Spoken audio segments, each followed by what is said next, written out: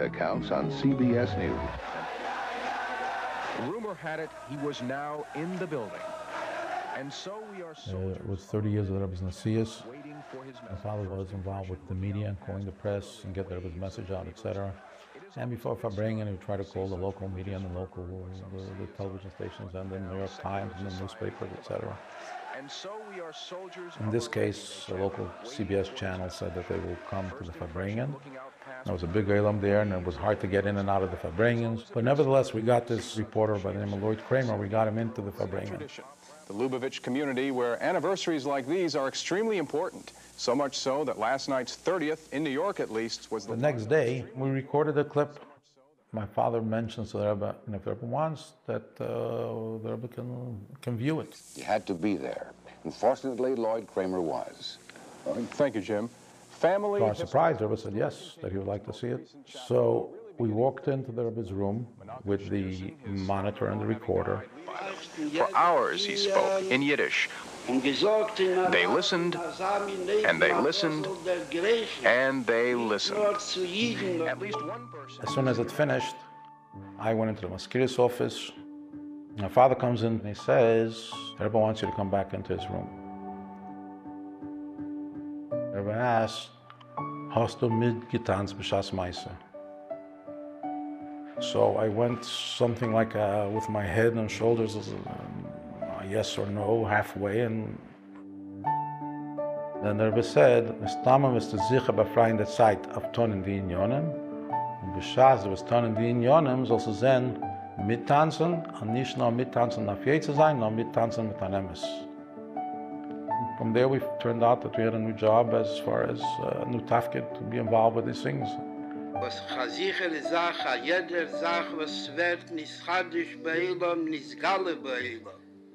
Wenn sich ein kol chodesh tachas Hashemish, nur wenn es mir wart auf den Mann, wenn das wird nicht galle, der hakel osa jofa beite, ist auch das chazichere Sache, alle chedle reish, ist das zu lieb die Union im Tevim Shibazeh.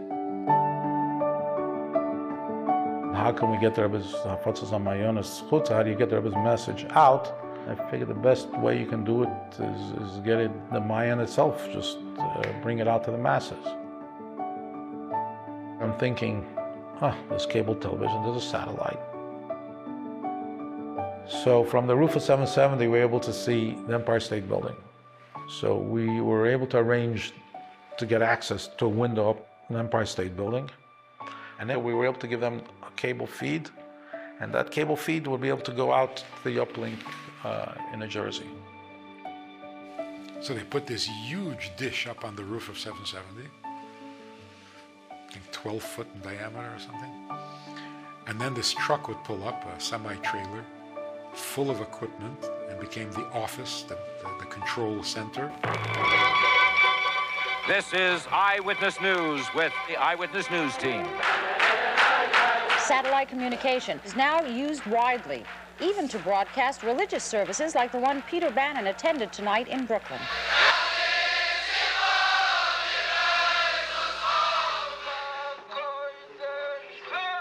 The Rebbe spoke in Yiddish, and they needed somebody to translate for the satellite.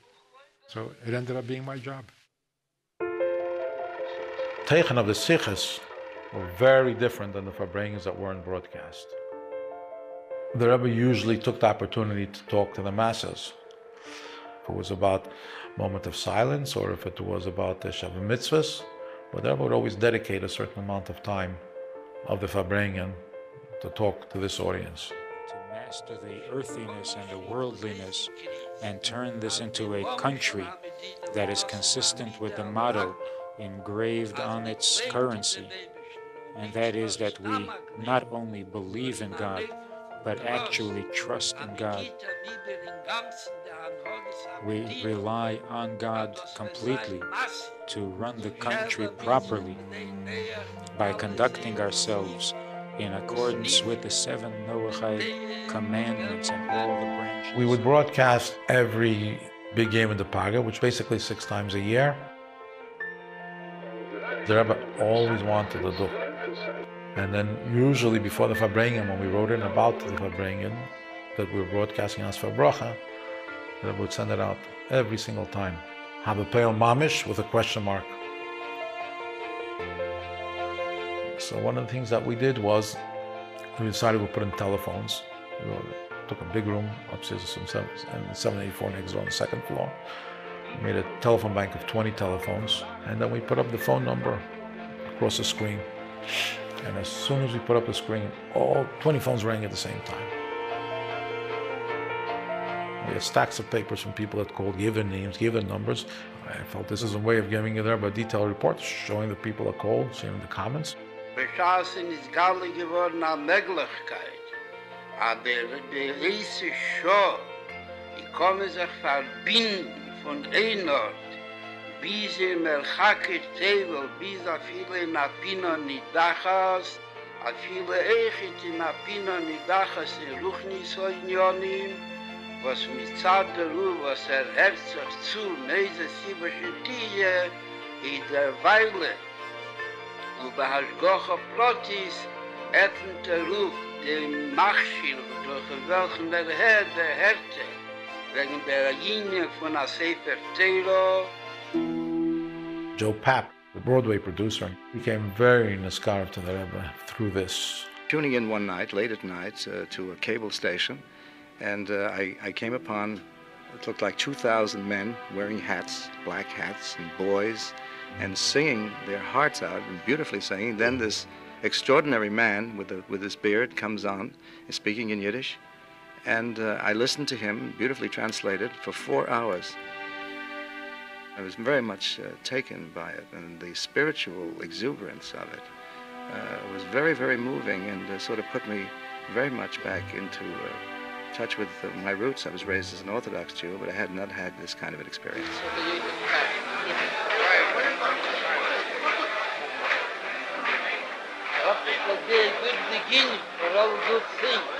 Beautiful beginning. You learned the marvelous lessons by your speech today.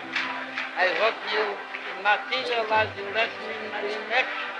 Put it in action. I only believe in action. Thank you.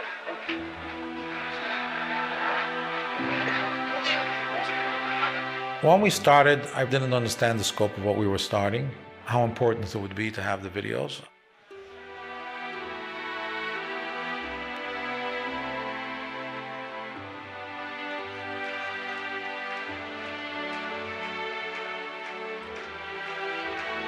I do believe, when the Rebbe turned to the camera people, that the Rebbe was referring to not just the camera people, and not just us that were in the control room, but the future generations that would be watching it.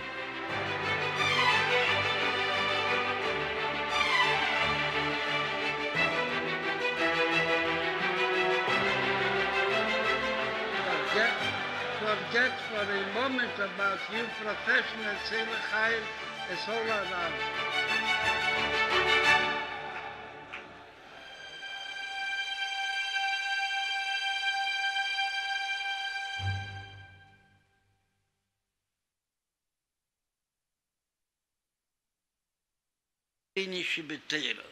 Was der Rebster gegeben in Asami Nefen, als Teira soll dafen umkommen, Leba Shamayim hi, nur Dafki Boris. Soll sie dafen umkommen, qua Jochel zu Abosser Vodam, was soll sich mischtadel sein, at Beezer von Kammer wie Kammer, aber soll Mamschir sein, die Schalscheles Azor, was zieht sich von Kammer wie Kammer Deris, durchtragen die Teile mit alle Protim Shibidover, Allahas Kammer wie Kammer der Klau Shibitele, als am meiste Huha Yiker, als soll sein der Limud der Teile bei meiste Bepeil, und soll sein der Kima Mitzvahs bei meiste Bepeil, wo Duru Werder Veshochanti Besecher, a der Rebester hat Adire Betachtenim, wo der Rebester gewollt, als Sieden hat aufgeheben jeder von sie, Allahas Kammer wie Kammer, als sich mit Starif, mit Kammer wie Kammer, und steht in Asami Nefen, was Abdus an den Nefen bochen, a demot wird das Kolonu kiechert, als wird Chilik zwischen Roshechem Shiftechem und Chete wie Zecher, wie Shev mit Mecher, und sie werden alle wie der Mond frier, a Kohol Godel 91er Kohol, und demult hat man die Barcheno beir Ponecher, aber hat die Brache und Atzlache von dem Ebersten, a die Limud Hatere wird nicht paschet, als Mehrer und Mehrer, bis in der Neven von Jafutze meine Secho Chutze, wie gerät mehrere Mal a Doi der Dik in jeder Wort von die drei Wörter. Also sein in der Neven von Jafutze, nicht mit Bagnugen sich der Miet, aber werden Tero für sich oder etliche Menschen zusammen oder a Kohl zusammen. Wir lernen Tero in der Neven von Jafutze, das wird verspreit, a runden Lerner oder a runde Kwusse was lernen, bis in a Feiten in a Neven von a Fotze. Aber das ist doch mehr von Limutstam, mehr von Nisinostam, mehr von Diburstam. Wie der Obtasch von Jafutze ist bepasst aus dem Pschutischer Mikro. Und noch mehr, es darf sein, meine Secher, nicht mehr werden Teile wie Teiles Chas wie Scholem, gerissen von ihr Mocke, oder Alkoholponnen, wenn ihr ist nicht der Mocke. Sie taken nicht gerissen, aber wie Schaß mir guckt auf drauf, seht man den Minion bifne Atzme, Teile bifne Atzmo, dort darf man lernen, Teile und Nefi sein, ja futzut, von Teile in der Nefi, man soll sehen, das ist ein Mayon. Wo der Linie von der Quali ist, als verbunden damit mit dem scherischen Mocker von Wanneter Nemze. Wie der Dien ist, aber Schaß am Mayon, Shehivsikuhu, hat übergeschnitten, der Verbund von dem Mayon mit seinem Mocker wie scherisch, wird Shena Shino in dem Mayon bis der Aloche bepeil. Wenn es am Mayon, Schmea Sheyikrole mit dem ganzen Techer, wenn ist verbunden mit dem Mocker und kein Hefzig Bintay. Und noch mehr, hat sich nicht begnugen in der Miet, was bringt Terror bis in den Nebentage von der Fotze. Sie bleibt noch aber ein Ergezwu in welcher Winkel. Allahs kam in der jüdischen Welt. Ein Winkel, wo dort die Teile nicht tonach hast wie Scholem. Sagt man, dass darf ankommen Chutze. Kolsmann sie da a Chutze, wo das in mir Chutze die Teile von Niedigkeit, ich werde der Beschleimus von Jafutze meine Secho, wenn tut, Kol Masche Tolli Bey, als ich hinzu soll ankommen, die Majonis allein, nicht nur die Mayin allein. Die Mayim allein, die Wasser allein, nur der Qual allein, und soll hinzu ankommen und stehen dort mit der Sturm von Jafutze.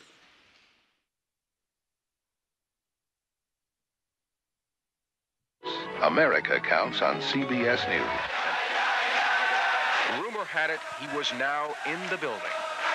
And so we are soldiers. It was 30 years of the Rebbe's Nasias. My father was involved with the media and calling the press and get the Rebbe's message out, etc.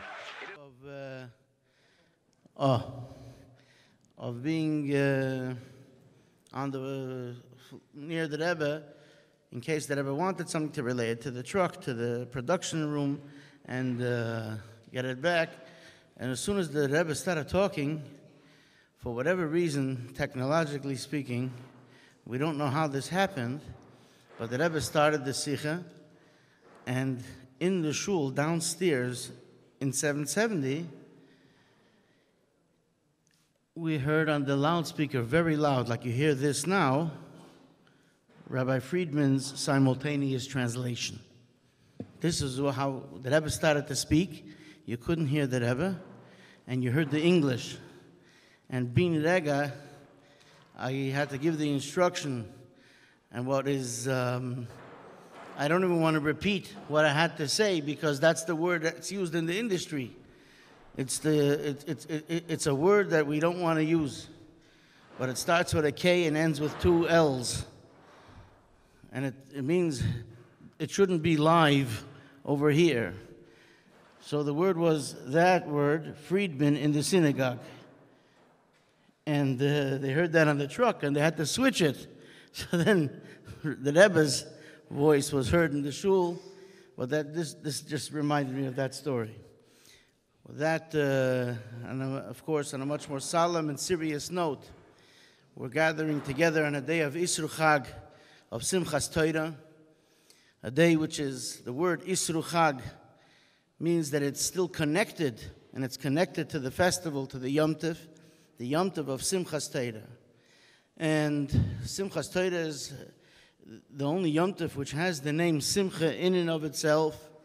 And this Simchas Torah, Jews the world over had to make Simchas Torah with Kabbalah soil, the rejoicing of the Torah with much working on oneself, to force oneself to do the avodah of Simcha. And I know in the Chabad houses around the world, this was the case, because the Rebbe said, amongst the other things that he said, in such a time that Simcha poiretz geder, happiness bursts through limitations and boundaries.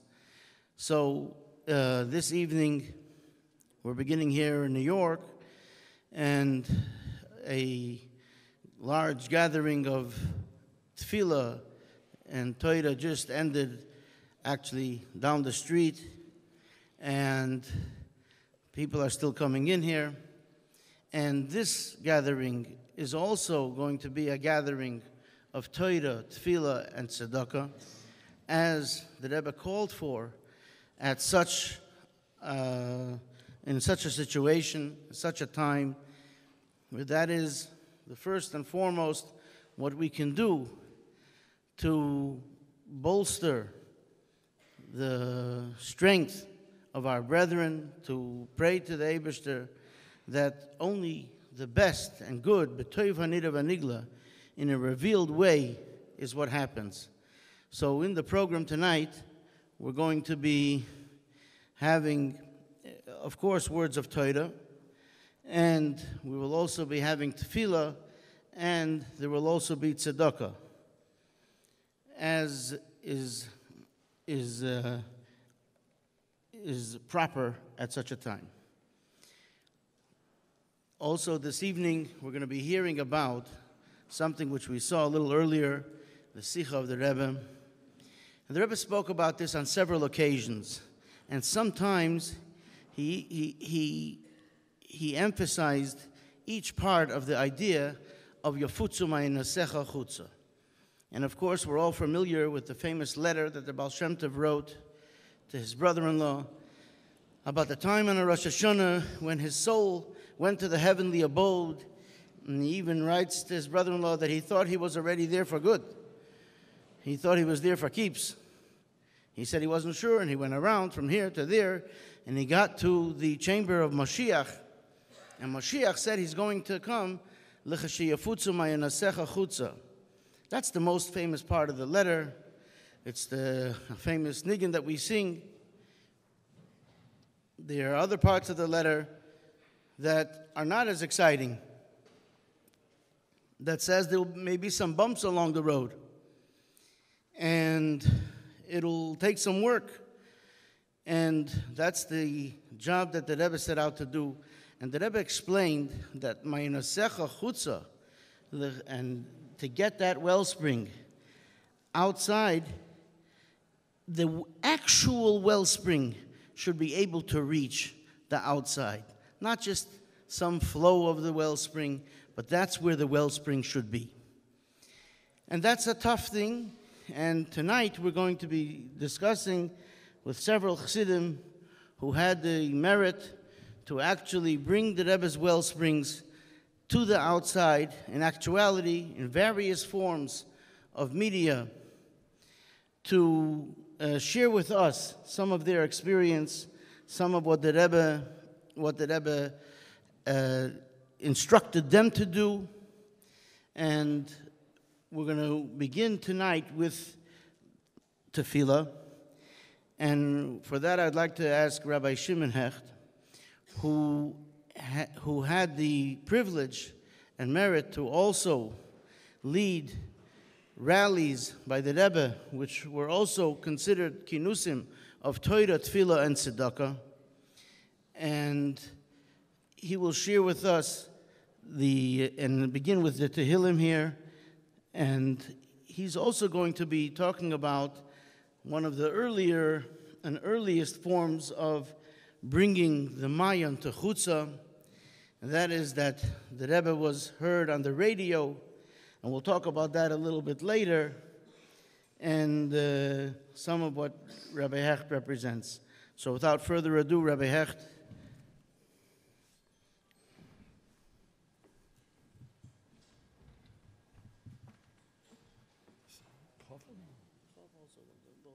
First. Huh? What? My saying pasuk Huh? Lam natzeh yachmiz mele Dovid.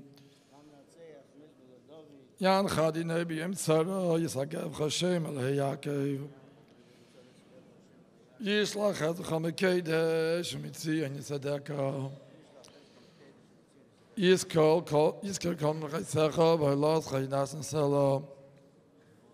Yitan chachal avecha v'chalatzaz chayim alei. Nanan Rabbi Shvatzecha v'shem Eloheinu nidgel yamal adinai kol meshalesecha. Ata yadati ki aishi adinai mishichai. Nanei mishmei kodshay begvur yeshem yinai. Ele varecha ve'ele vatsusim anachnu b'shem adinai Eloheinu naskir. Heima koru v'nafolu v'anachnu kamnu v'aneseidad. Adinai Yeshia HaMelech Yaneinu b'yom kareinu. Kuf Chav Beis, the Rebbe's Kapitel. Shir HaMalis LeDavid, Samachti B'imli Beis Adinai Neilech. Eim Nesei Ragleinu B'sharayich V'shaloyim. Shalayim Abnuya Ki Ish HaChubra Lo Yachtov. Shasham Olu Shvatim Shifteya Eides LiYisrael Heides Hashem Adinai. Kisham Yashu Kiseis LaMishpat Kiseis LaBeis David. Shalu Shleim V'shaloyim Shloyo Yavayich. Yehi Shalom B'chelech Shalva B'amanai Soyich.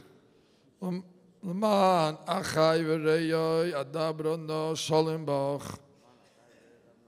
L'man Beis Adinai Eloheinu Avaksha Tov Loach.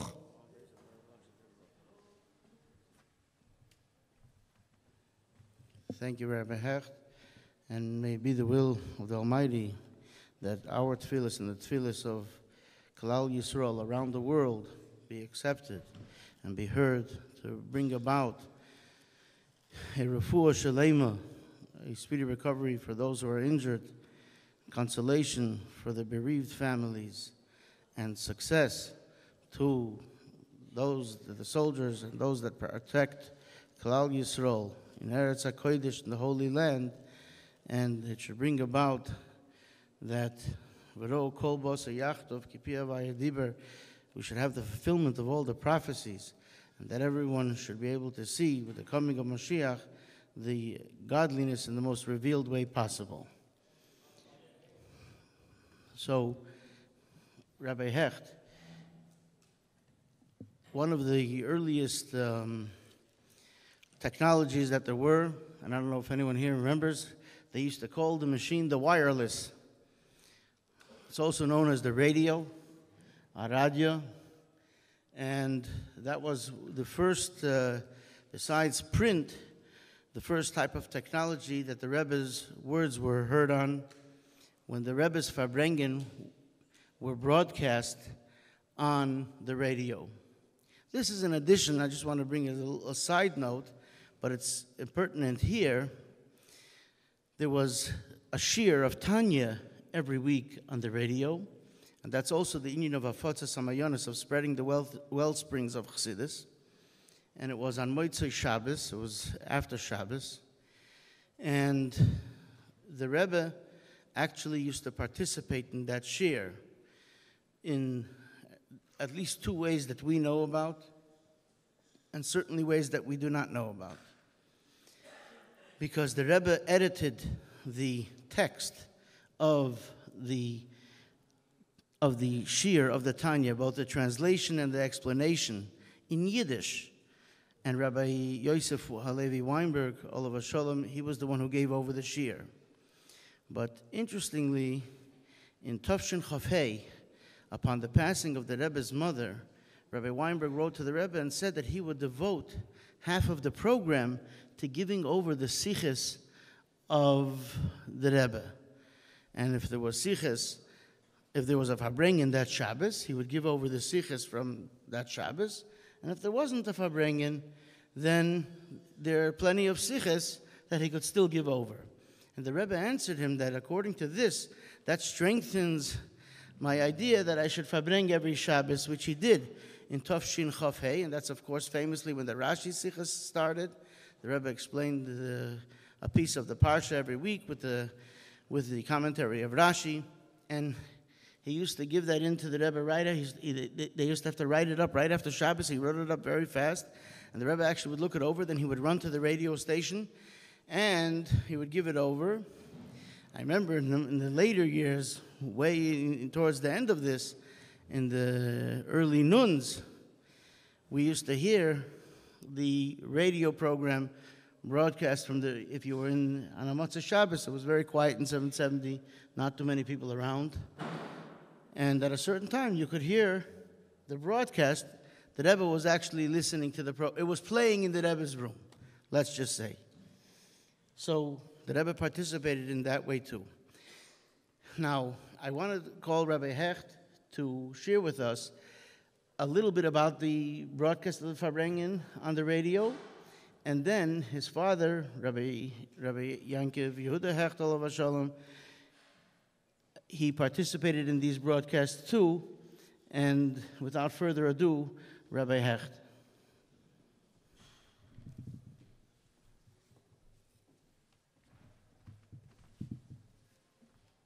So good evening, Shkoyach, from our distinguished panel this evening. Everyone on the dais worked for that title. I inherited my title. I didn't do anything. I just yashed my father. You can't know what I'm saying? Too loud. Okay.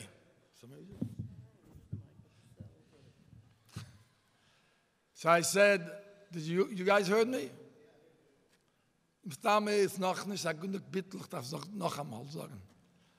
Anyway, so I said, my dear Chaver Mendel over here said that the panel tonight will tell you all what they did in Afotzas Hamayonis.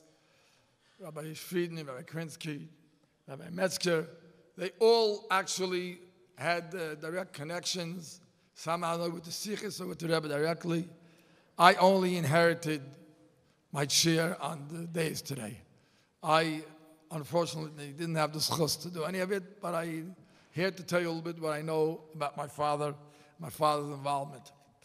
So, as Rabbi Fellow said, that the radio started as far as officially in Afotzas Hamayonis with Rabbi Weinberg's Motzei Shabbos Tanya Shir. Rebbe was very involved. But interesting enough, when my father passed away and we wrote in a whole long list of things that my father did throughout his lifetime, there was 2 lines that we forgot to add. And the Rebbe made sure we added that. And that was the fact that the Rebbe said, B'chol Hefetz Mayonis, B'chol Yom Rishon, B'chol Erev Shabbat, B'chol Yom Rishon. My father had a twice-a-week radio show on Friday and Sunday, and it wasn't officially a program of Chassidus as Rabbi Weinberg did. It was more about generally talking about Yiddishkeit and raising money as many Jewish organizations did at that time. But yet, the Rebbe saw those programs as every week there was a Samayanis. And that's very simple, because when a chassid talks, somehow or another, within the 15 minutes that my father spoke, and my father used to be known that he spoke very quickly. Why was that? Because he managed to say what a normal person took 15 minutes on the radio, he did it in 10 minutes. Because every minute counted. You had to pay for it. So he had to make sure how to speak very quickly. So in his 15 minutes that he spoke, there was plenty of chassidus directly and indirectly given over. Every time there was a Michlaf Klali, my father read it on the radio, both in Yiddish and in English. And then in Tavshin Lamed, Chaim Baruch started the hookups. A short while later, Chaim Baruch went into the Rebbe for Yechidus in Tavshin Lamed Aleph, Cheshvan Tavshin Lamed Aleph, and he told the Rebbe that he would like to put the radio, Farbrengens on the radio. And he was asking the Rebbe permission. And the Rebbe told him, it's Azeh gleich Chazach. Aber jetzt is nicht the Zeit of them. It's a beautiful idea, it's a great thing, but now's not the time for it. A few months later, my father wrote into the Rebbe, they would like to put the Rebbe's Farbrengen on the radio, and in between the sichos, he would give over a short English synopsis of what the Rebbe said, and the Rebbe gave him a bracha to do it.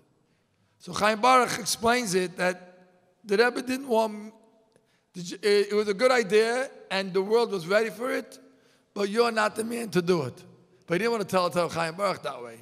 So he told him, it's like a nice thing, and then when my father wrote in, he said, oh, the Rebbe knew your father's going to do it Henton Feast, and he's going to do it right, so the Rebbe gave him that schus. The Rebbe used to give, I don't know exactly how much money the Rebbe was mishtatev. It's very possible that half of the Farbrengen was paid for by the Rebbe. I don't know the amounts, because there was a time that my father would receive several $1,000s from the Rebbe, and it was for many Farbrengens. Like not every after Farbrengen would he give him the money for it. My father asked then if he could raise money for the Farbrengen, and the Rebbe told him no.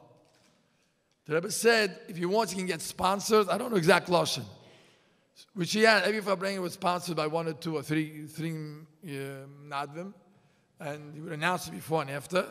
But the Rebbe did not want it to become like it's going to take away the cheshivas, which is very well understood. The Rebbe did not want that to be, but he did allow him to. And I guess because of that, the Rebbe felt a little bit sorry for my father, raising get the money from him, so the Rebbe gave his share to the Farbrengen. And again, it was sometimes, matter of fact, after Tavshin and Dalet, one of the secretaries called my brother, and he told him we found an envelope. In it was money from the Rebbe that was meant to be given to your father for the Farbrengens. I think from the Tavshin Lamed. So just imagine we had that money in the bank, how much minutes would have made. But the money ended up getting to the right place. So you're all familiar with the Rebbe. The Rebbe said that his drinking tea with the Rebbetzin every day for 5-10 minutes was very important for him. So what did the Rebbetzin and Rebbe discuss? Anyone know? What they spoke for 10-15 minutes, what they speak about? I don't know. I can tell you one conversation they had. So it was after one Farbrengen, a few days later, my father's standing outside 770. The Rebbe walks out of 770, and he turns to my father. He says, "Was macht man?" My father looked at him. What's the problem? He said, "Mir hat mir gesagt, as du es hust a Sach." The Rebbetzin told the Rebbe that my father was giving over the translation between sichos. He was coughing a lot. So she wanted to make sure my father was doing well. So when the Rebbe saw my father, he asked him how he's feeling. So we know one conversation with the Rebbe. I mean, I'm sure many of you heard other conversations, but this is one conversation about the Rebbetzin. So the point over here is that the Rebbetzin listened to the radio. She took interest in it, pleasure, and she reported back to the Rebbe on how, I guess she spoke to him about the Fabrengen also, but also how Rabbi Hecht translated, and my father didn't only translate, but he would give over, like, you know, if you ever listen to a ball game on the radio, so the announcer has to describe what's going on in the stadium or other reporters.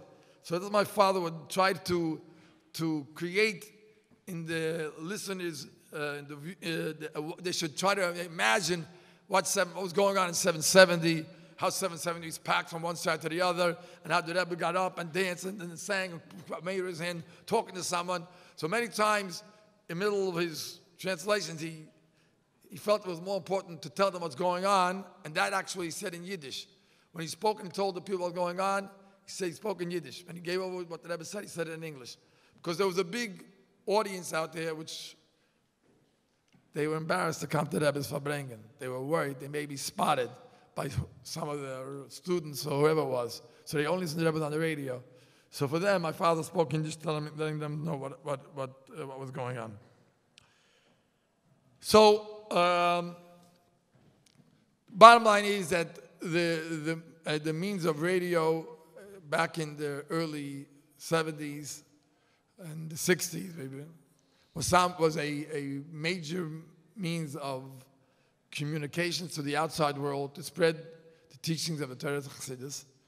And that was really came to its peak when actually the Rebbe's Fabrengens were broadcasted on the radio.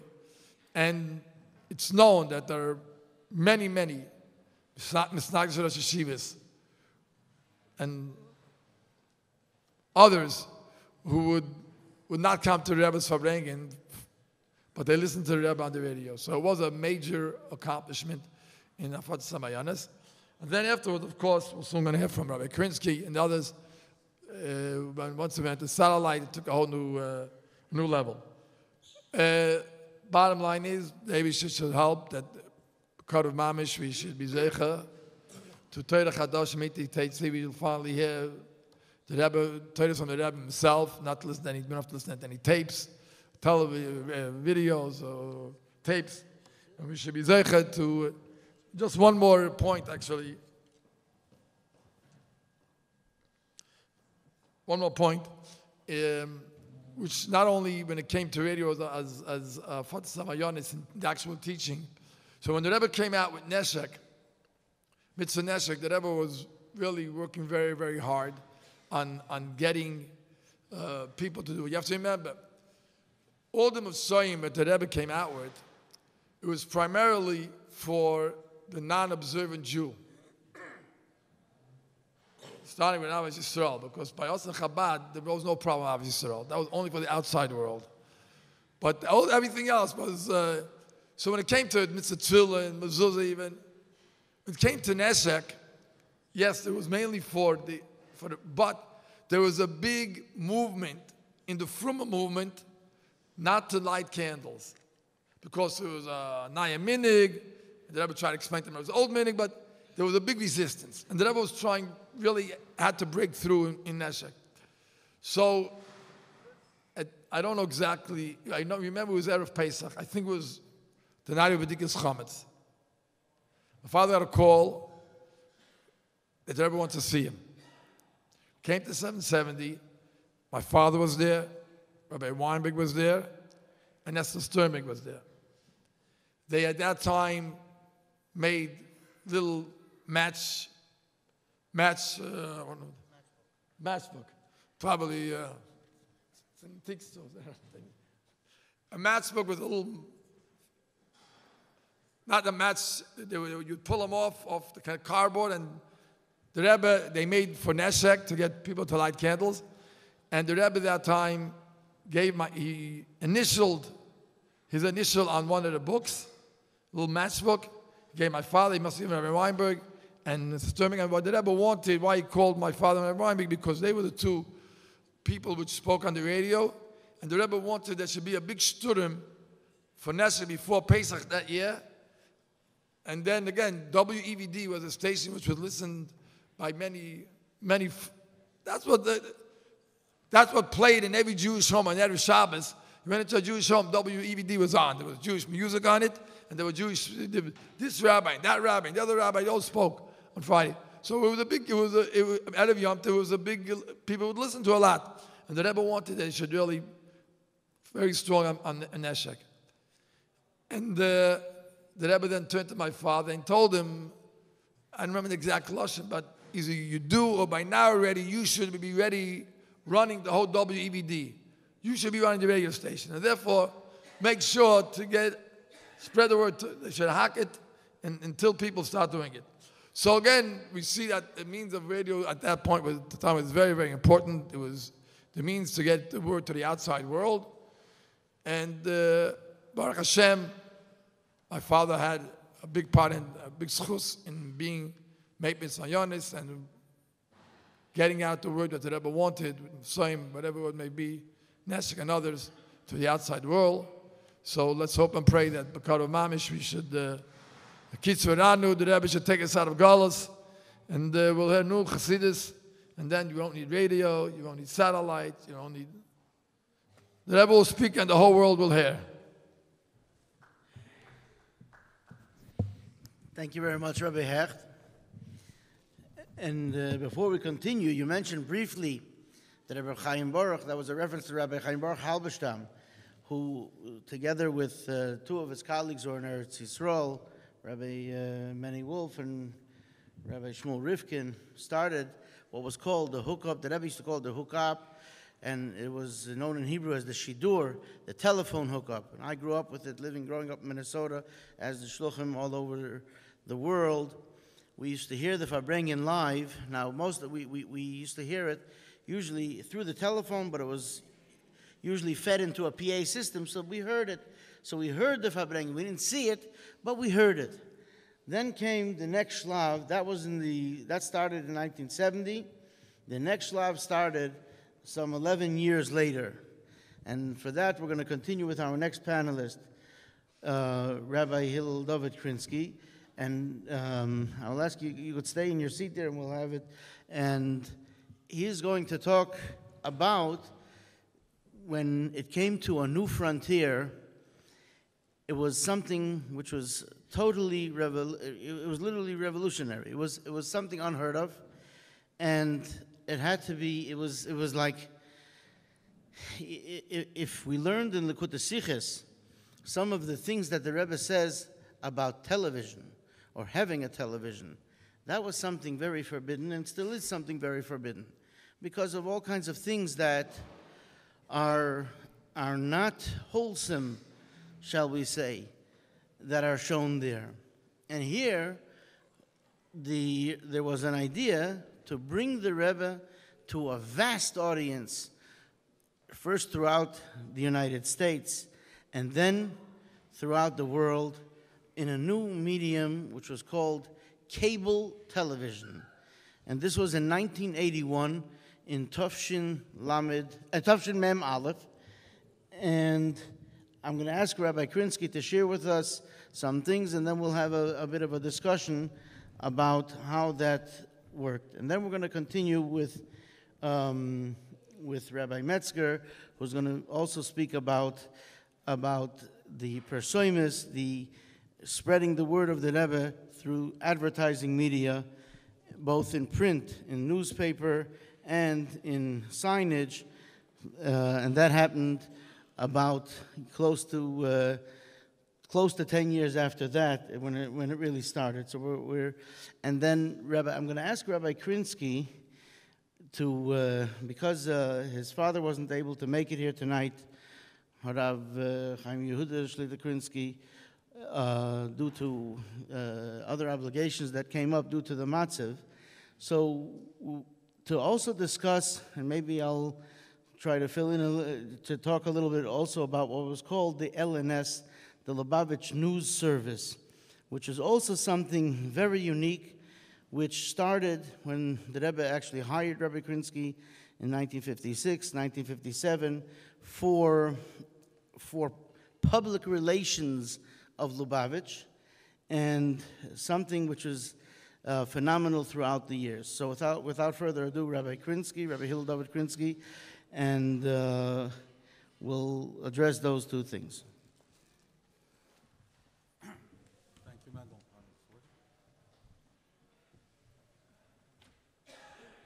Mendel, thank you very much for the introduction.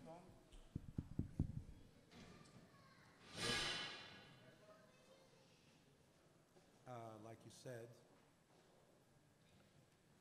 when the Rebbe hired my father in Tufshin Yud Zayin just after he got married, and he was given the list of the tafkidim, I guess you'd say in English, the job description, amongst the many tafkidim that he was given. One of them was to deal with the press, public relations.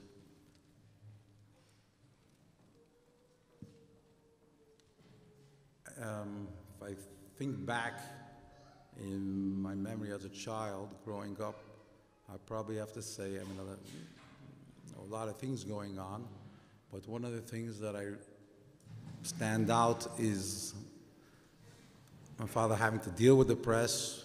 He used to invite them over a lot. He used to try to invite them. They said they were coming, they weren't coming, and it used to involve a lot of frustration. And if they did show up, and if it was a newspaper, if it was the New York Times, and they wrote an article or something, most of the time, probably 90% of the time, he was upset afterwards. It wasn't accurate. There was something incorrect. It was misstated. Something was misstated. He used to go after the paper to correct it and things like that. So I just remember that involved a lot of frustration. Same thing with the television. If they find, you'd send out press releases to them. They would show up, and then they would, put on, if it was about a Fabring or something else that everybody spoke about, they'd put on for 15 seconds, for half a minute, if you were lucky. And again, he was always complaining afterwards, it's not accurate, they give descriptions of the Rebbe that are not true, and Lubavitch. I remember just growing up, you have to think of the frustrations he had. I remember that was a lot of aggravation. In Tufshin Mem, Yud Tufshin Mem, he called the local newspapers and the television to come to the Fabrengen, and he used it was a milestone, 30 years of the Rebbe's Nesias. And the local CBS television showed up. The thing is, Fabrengen, I think, was then at 9:30, 8:30. I don't remember what time the Fabrengen was starting. It was either 8:30 or 9:30, because at that time, the Fabrengens didn't always start at the same time. There were various Fabrengen during time of the year, different times of the year. The Fabrengen started different times. Sometimes 8:30, sometimes 9:30, sometimes could have been even 9 o'clock, as far as I remember. Anyway, my father had an office upstairs on the second floor by 784. He had gone down, it was already 5 minutes before the Fabrengen. He went down already to his place. He used to stand alongside the Rebbe on top of the bima on the left, to the left of the Rebbe. It was hard to get in there, so he went earlier. I had a place that was easier access on the right side, so I was able to come a little closer to the beginning of the Fabrengen. As I'm going downstairs, I see a television crew shows up to do the Fabrengen, to broadcast, not to broadcast, I'm sorry, to do a report on the Fabrengen. I never spent time with the reporters. I never really spoke to them. It wasn't something I either enjoyed to do or wanted to do. But here my father already was downstairs inside 770, and it was, the Fabrengen Shvat Nasa Shleishim was big oilam. It was impossible to get him to tell him they're here. I was stuck to having to deal with them. They showed up, and someone had to deal with them. So I spent time with them, and like I said, I never did it before. And I took them inside 770, and you have to understand the Fabrengen 770 was full, packed capacity, wall to wall. To get somebody to get in, to squeeze in, to be able to feel part of the Fabrengen, and especially come with a camera crew, was a very difficult task. In any case, I remember the guy's name was Kramer. I think it's Andrew Kramer. We got him into the Fabrengen, spent some time there. He interviewed some people between the Siches, and then we took him around, visited translation. I think we went even to the radio, to the DVD, where they where Rabbi Hecht was doing the broadcast from the window upstairs, and where Chaim Baruch had the telephone broadcast. And he left. After he spent a few hours, he left. And it was to be broadcast the next day on television, because it was at night, so the next broadcast was the next evening. Just around that period of time, the technology of recording, they had called VCRs, they had the VHS, or I think there was another one called Betamax, had just come out maybe a year before or something like that, 18 months. It was a new thing, it was a new phenomenon. You can press a button and it records off the television. So I remember, we have a broadcast coming tonight on television. It'll be nice for once if we have a recording. Usually it was on television, that was it. We never got copies, they didn't give you copies, there was nothing you do. No, we had no record of it. So I told my father, we'll go to the Dreamers at a store there on Kingston Avenue, I'll see if he has a VCR, we'll buy a VCR, we'll put it on, and hopefully we'll record it. Anyway, that evening, I don't remember, was it 6 o'clock? I think it was the 6 o'clock news or the 7 o'clock news, I don't remember what it was. We prepared, we had the recorder, pressed record, and Baruch Hashem with Mazel we were able to record it, because I don't know if they were able to, I don't know, never had Mazel again trying to record something over the air. And we had a record of the report that there was that evening. It turns out that the report that they gave then on the CBS station was unbelievable. It worked out, it was something, it was Yetzim and Aklal. Not only was Yetzim and Aklal, as far as the content that was concerned, was unbelievable. They give like 4 or 5 minutes of time on television. You don't have any news report that they give ever that has, you get a half a minute or a minute or something like that. And this was worked out, we were very happy with how it came out. So the next day, after that broadcast, I don't think it was that night, I think the next day, probably my father mentioned to Rebbe that it was on television the night before. And in fact, they told the Rebbe that we have a recording of it. And if the Rebbe wants to see it, he offered the Rebbe to see it. It's possible today we have technology, we have a tape recorder, and if the Rebbe wants, the Rebbe can see it. And surprisingly, the Rebbe said yes. He made up a time to come in, I remember, the next day or 2 days later in the week.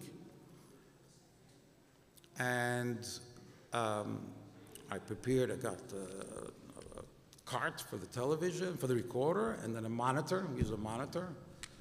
And hooked up the wires, tested and everything worked. I told my father, okay, here's the monitor, here's everything's put together on a cart, on a stand. Take it in, just plug it into the electric and press play. That's all you have to do, just plug it in and press play. I take it from the back, from the father's, we're going from the back door to the Rebbe's room. Next to where Label Grown, I had the office. Try to do it discreetly, and put it in Gan Eden Tachten. And then my father turns to me and says, I'm not sure I know how to do it. I said, the only thing you have to do is just press play. You don't have to do anything. He says, I don't know if I can do it. I think you have to come in to to make sure that it plays. At first I was hesitant, but here we are. He made up with a time with the Rebbe to view it. I said, okay. I went in, and just described for a minute, it was, to me, I had been to Yechidus for my bar mitzvah earlier, and when I went into Yechidus, the Rebbe sat behind the desk in the Yechidus room, and the desk was totally, I don't remember any papers, very few papers on the desk. It was a very different setup than I walked in now to press the play on the VCR. I come in there, and this was after Tovshin Lamed Ches. This is 2 years after Tovshin Lamed Ches. Shmini Atzeres Tovshin Lamed Ches, when everybody knows when the Rebbe had the heart attack. And he went upstairs to his room. Then he went out before he agreed to take any medication or anything. The doctor wanted to eat something. He went into the sukkah to make kiddush. Everybody knows that story. While he was in the sukkah, they brought down from the 3rd floor. They brought down the Friedman Rebbe's bed to the Rebbe's room, and that's the bed that stayed in the Rebbe's room.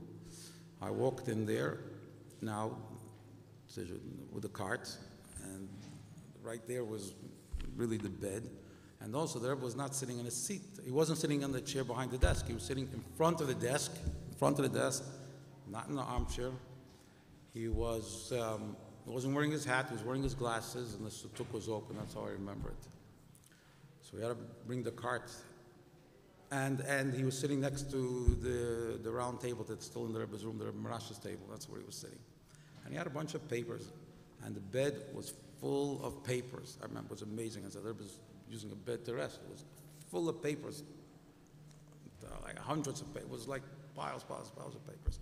Anyway, I go in, plug in the VCR and the monitor, press play, and the Rebbe was sitting there, marching. I can't say he was sitting there intently. He was just, after, like I said, I think I said it was 5 minutes, close to 5 minutes, finish, press stop, take the monitor, walk out, and leave it in Gani Natachten. And I go out to the mosquito's office. When I walked out, my father still stayed in the Rebbe's room.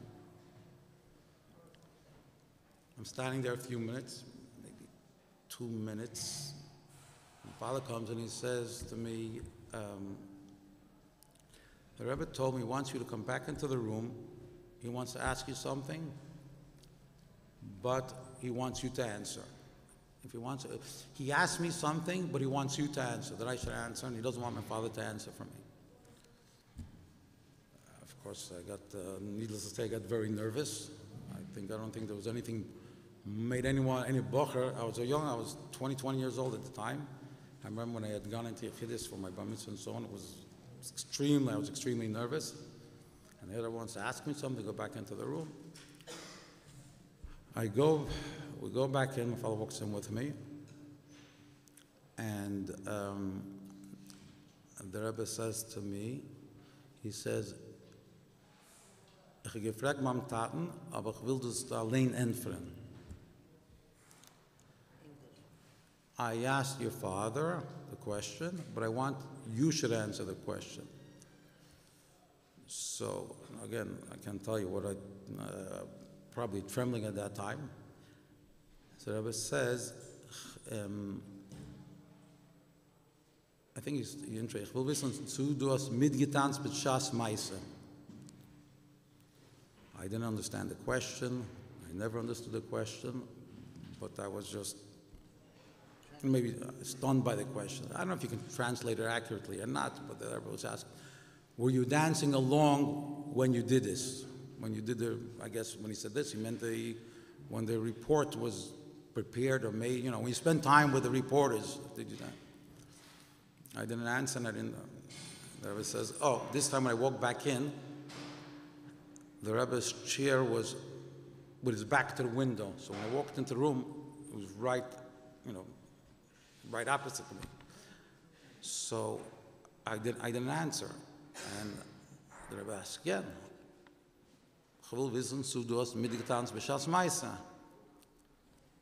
I'll tell you, if I could have drilled myself into the floor, I won't forget the feeling. If I could drill myself into the floor, then I would have been happy. Just, what am I? Obviously, the answer is probably no, because, they wouldn't be asking if the answer was yes. I don't know. There's l'chayra. But I still wasn't sure. And the Rebbe was very serious. And he asked again, 3 times. So I made a half yes, a half no, and let the Rebbe, whatever the Rebbe wants to answer. I wasn't sure how to escape the situation. Anyway, so the Rebbe says, Baruch Hashem, let me go. And he says, Mistammet sicher befreiende Zeit auf Tonnen die in Jonem.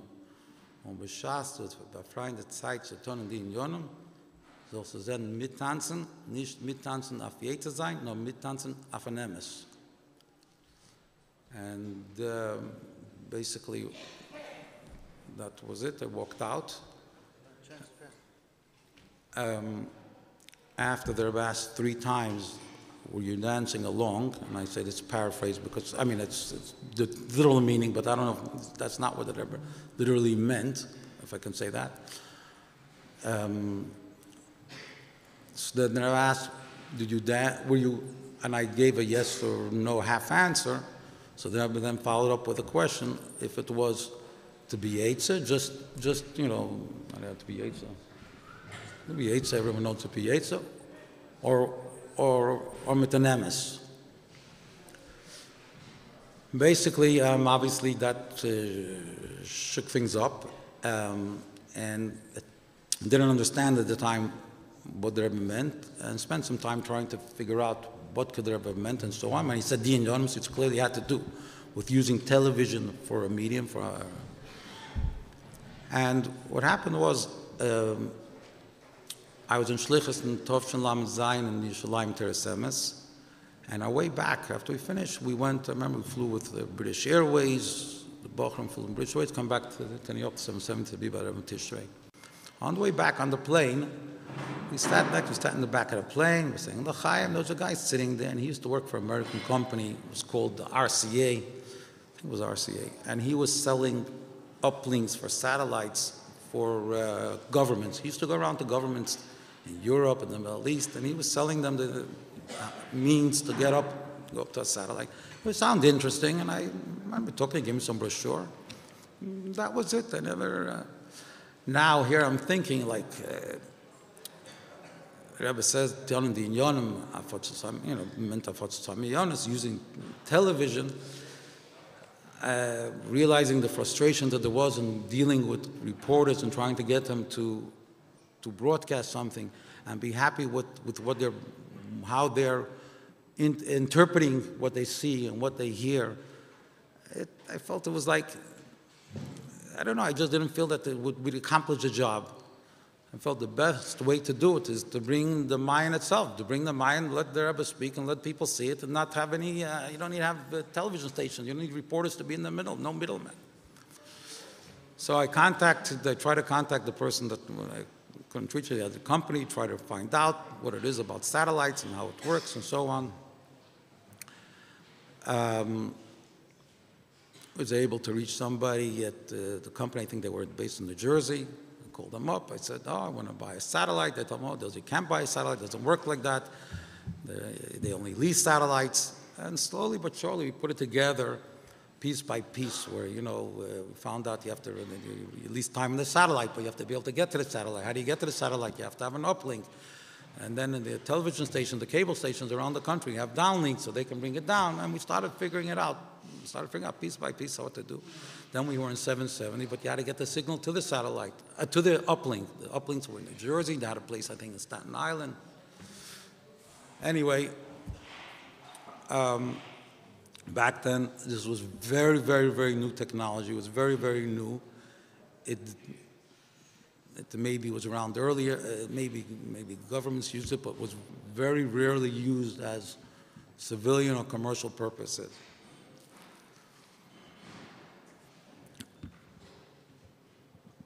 We, back then, to get a signal from 770 to an uplink, we had to call AT&T. They used to come with these big, huge dishes called microwave dishes, and we had to find a place in the Empire State Building to rent a room or something, and they had put another dish over there. And in Empire State Building was a cable that went out to New Jersey, and they had an uplink, and that's how the signal got up to the satellite. So we had that part worked out. We had that part worked out, but then we had it up on the satellite, but people had to know to get onto the satellite to watch it. So, again, also cable TV was fairly new at that time. So it was like a phone book, literally a phone book with thousands of names of cable companies all around the country, in the United States.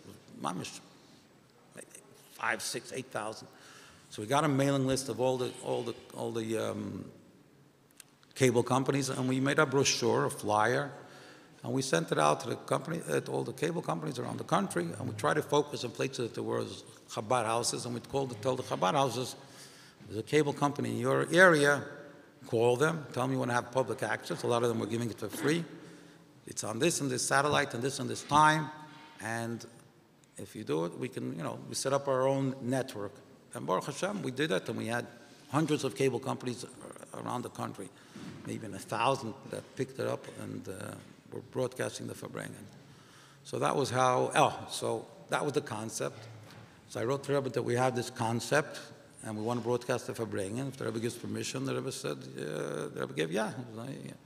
And that's basically where it started from. Just, I guess it's still Kitzer.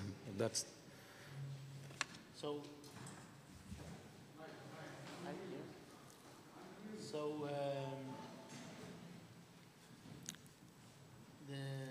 at the beginning, at the outset of the broadcast, I mentioned earlier, not everybody understood the reach of this, and I believe we ourselves certainly didn't understand the reach of this outset.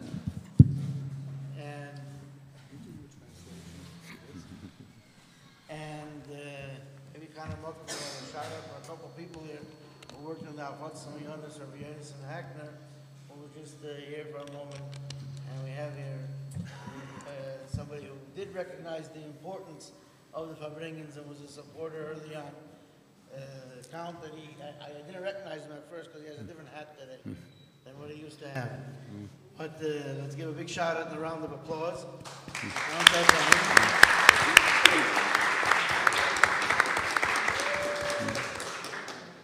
But anyway, as the reports, I believe the Rebbe asked you for reports. Every single time. Every single time I want to report. And, the Rebbe was, at the beginning, the Rebbe was asking, what's the Poel Mamish? Habe Poel Mamish.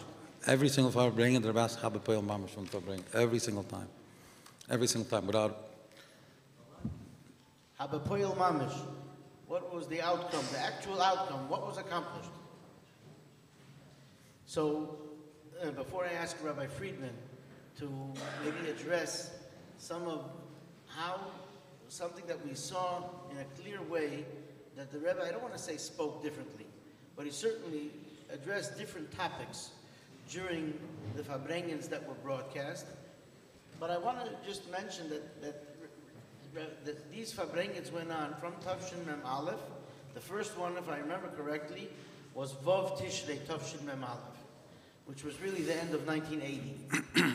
And I believe the last Fabrengen that was on cable TV was in Tavshin Mem Zayin, when the Rebbe also gave a big bracha for it. The Rebbe,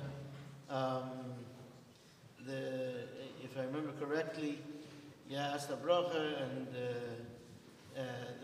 the Rebbe said, ask Latzian, ask Oida Pam Latzian, because you wrote Hakwil Batzlocha, the Rebbe added Rabbi.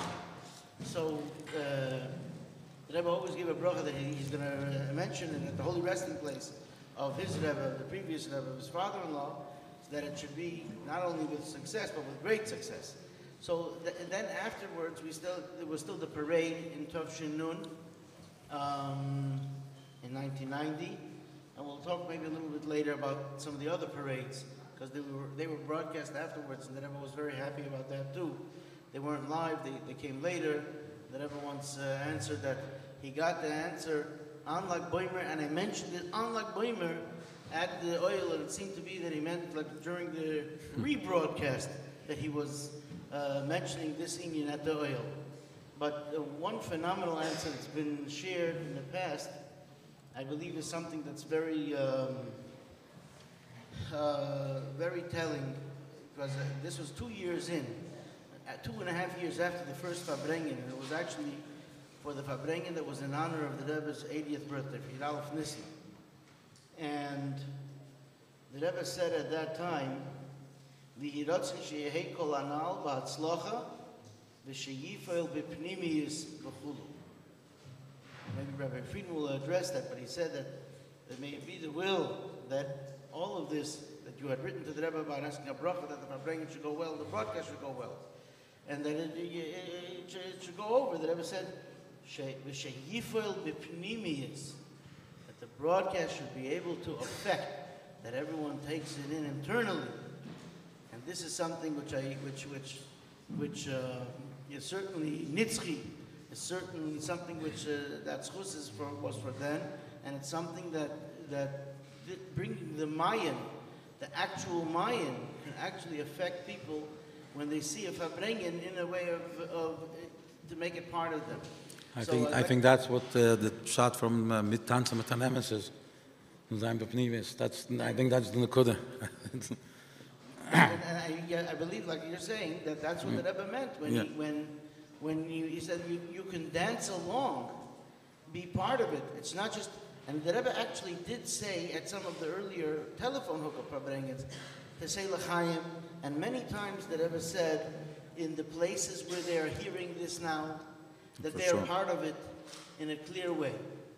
So I'd like to ask Rabbi Friedman to talk a little bit about the content of the Farbrengens and some of the things that the Rebbe spoke about at those Farbrengens that were world matters. And he spoke about the president, about Ronald Reagan, and about the Sheva Mitzvahs, etc. Well, I think you should point out the Manas did the simultaneous translation. Yes. So Rabbi Friedman, just to finish introducing Rabbi Friedman, while the Rebbe was talking, the Rebbe of course spoke in Yiddish, interspersed with Lashon Kodesh, and the vast majority of viewers did not understand Yiddish or Lashon Kodesh. It had to be in English, so there was something called simultaneous translation. Rabbi Friedman used to sit in another room, and he had a nice big pair of headphones, and he would hear, and as he heard, he actually said it in English, and it had to be English that made sense. Yeah. Maybe Rabbi Friedman will share with us some of the challenges that went along with that too.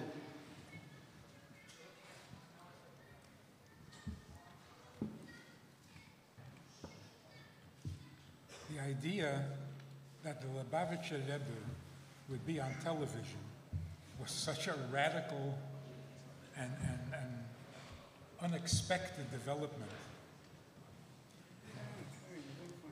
But it wasn't just television. You know, television, you have to buy a television, you have to own the television. This was satellite communication, very, very sophisticated. And it can be picked up. It could be picked up by anybody who had a dish. So in the strangest places, in the furthest places that you can imagine, people accidentally came across the Farbrengen. They didn't expect it. They didn't know what was going on. They saw it, and they were affected by it. The Rebbe gave the bracha that it should be accepted, it should have a pe'ula pnimis. People will tell me that when they listened to the Rebbe, they were sure that the Rebbe was speaking to them. There was one famous Hollywood producer in California. He called up Rabbi Kunyan and he said, "Tell the Rebbe that I heard what he said. I know he meant me, and I'm ready to do whatever he wants." That's a pe'ula pnimis. That somebody watching on television should be affected personally. In other words, that the Rebbe, the hashpah, the mayones, whatever you want to call it, would actually come across through the pictures and the sound waves and that's the koyach of a Rebbe. And it worked. One guy tells me that his parents were survivors. He has a radio show in Canada. And by accident, he was playing with the remote. All of a sudden, he saw Farbrengen. He says he didn't understand the Yiddish very well, but he couldn't stop watching.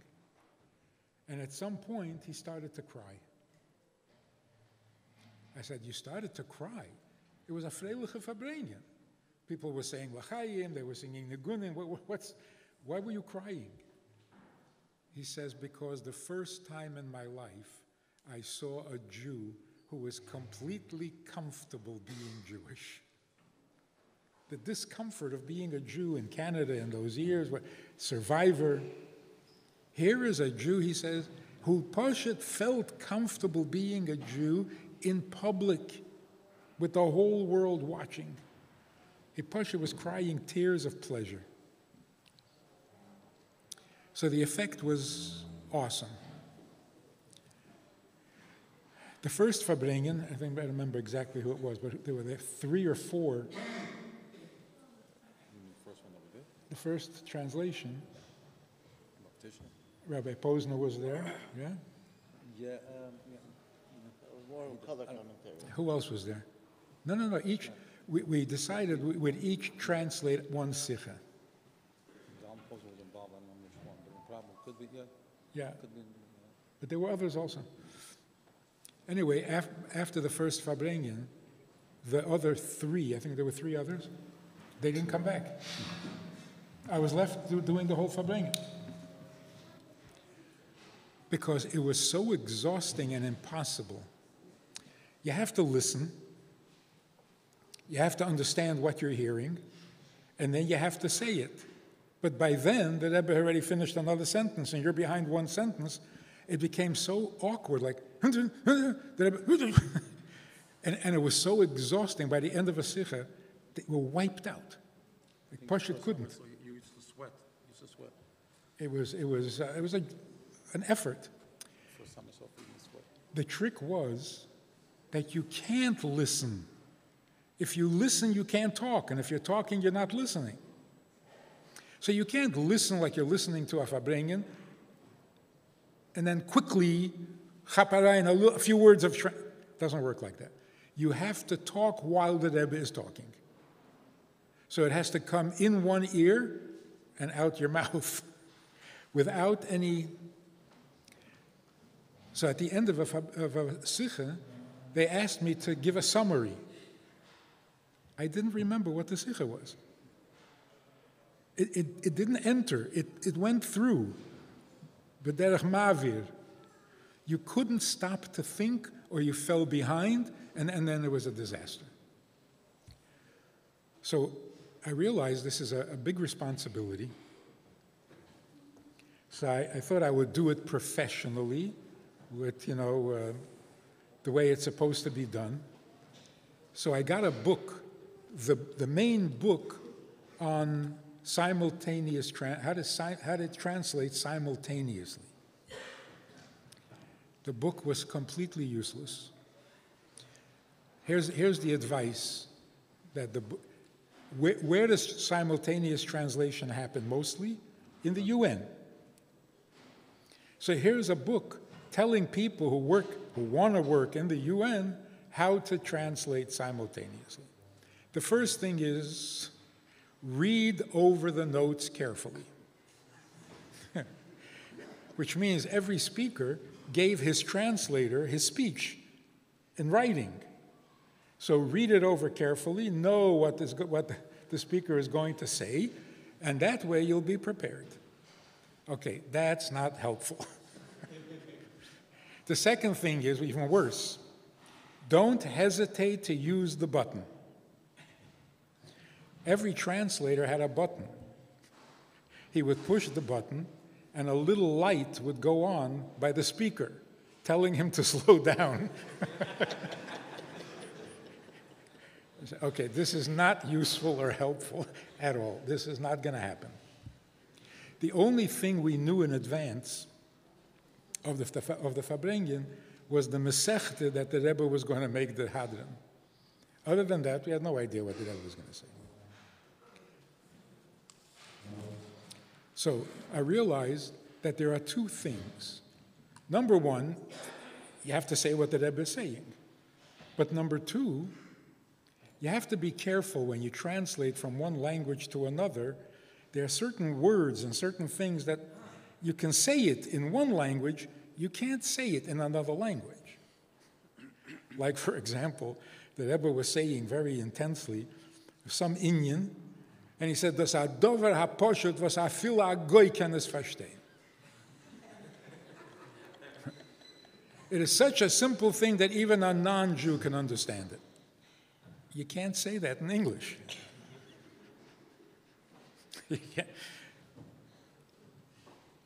So you have to be conscious.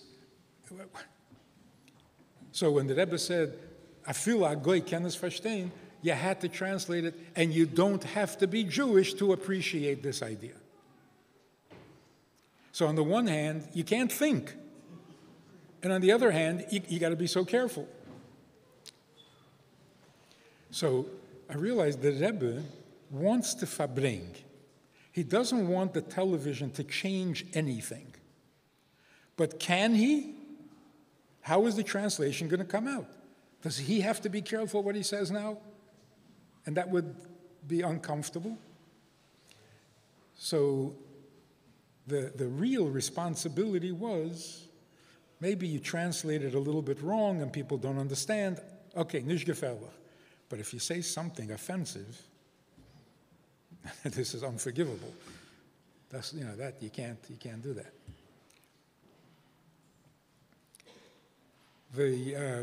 The Maimer was the easiest part of the Farbrengen to translate.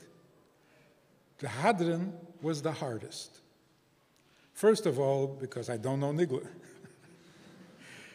But even if I prepared it, the style of Pilpul, when the Rebbe would ask a question, then the Rebbe would give an answer. Good, yeah? And then the Rebbe would say, but the answer is not a good answer because of the following reasons. American people can't think like that. If it wasn't a good answer, you shouldn't have said it. Why do you give me an answer and tell me it's not a good answer? That was the most difficult, to know, is this the answer? Or the Rebbe was going to reject the answer. The Maimer was so easy. There's no pilpul. There's no havamina. It's smooth.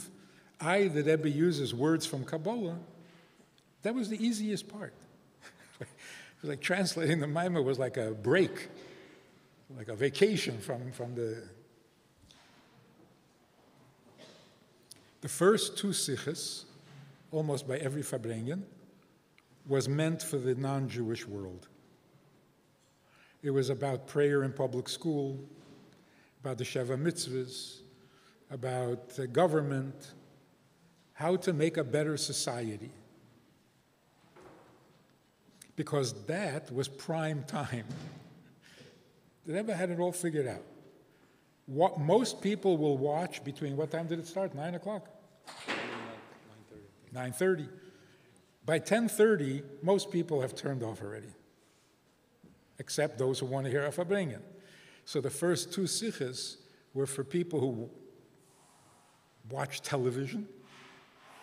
And after that became the regular sichos, the Rashi, the Hecht, the Hadron, the Maimer. So I heard this story, and you have to correct me if it's nicht gehalten. Long after the Rebbe stopped the Farbrengens on television, it suddenly occurred to me, how was I allowed to do this? I never wrote to the Rebbe. I didn't ask the Rebbe. The Rebbe never told me anything. Why was it okay for me to be translating? So I asked your father, did the Rebbe agree that I should translate?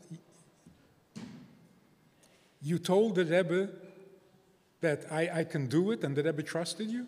That's it? He didn't ask any questions and he didn't call me in to see, can you do it? Nothing. So I asked your father, the Rebbe trusted you that you said it was good, so he said, the Rebbe never asked me. So he asked Hillel Dovid? He said, I don't think so. I said, so how? So he says, the Rebbe lets people use their talent, and if you want and you volunteer and you do, the Rebbe. I said, but this is personal. Anyway, so I find out that it was the second Farbrengen, or after the second Farbrengen, you brought in a machine and you played a sicha for the Rebbe. So far, I'm okay? So far, so good. So far, so good. The Rebbe listened to the whole sicha. He wouldn't interrupt the middle of a sicha. And afterwards, I think he said to you, next time bring a shorter sicha. Correct. Yeah? So the Rebbe would not the first sicha was an hour and 10 minutes. I thought it was going for 5 minutes. Put on the recorder, the player, put it on. I figured after 5 minutes, what happened was, we noted when we gave him the duch, which we wrote, it was a translation. And we wrote Friedman, Rabbi from the translation. And I remember one point the Rebbe asked, translation, or I didn't understand if it was, you heard the Yiddish, you heard the simultaneous, you heard the Yiddish, you heard the English, what was heard, what did people hear?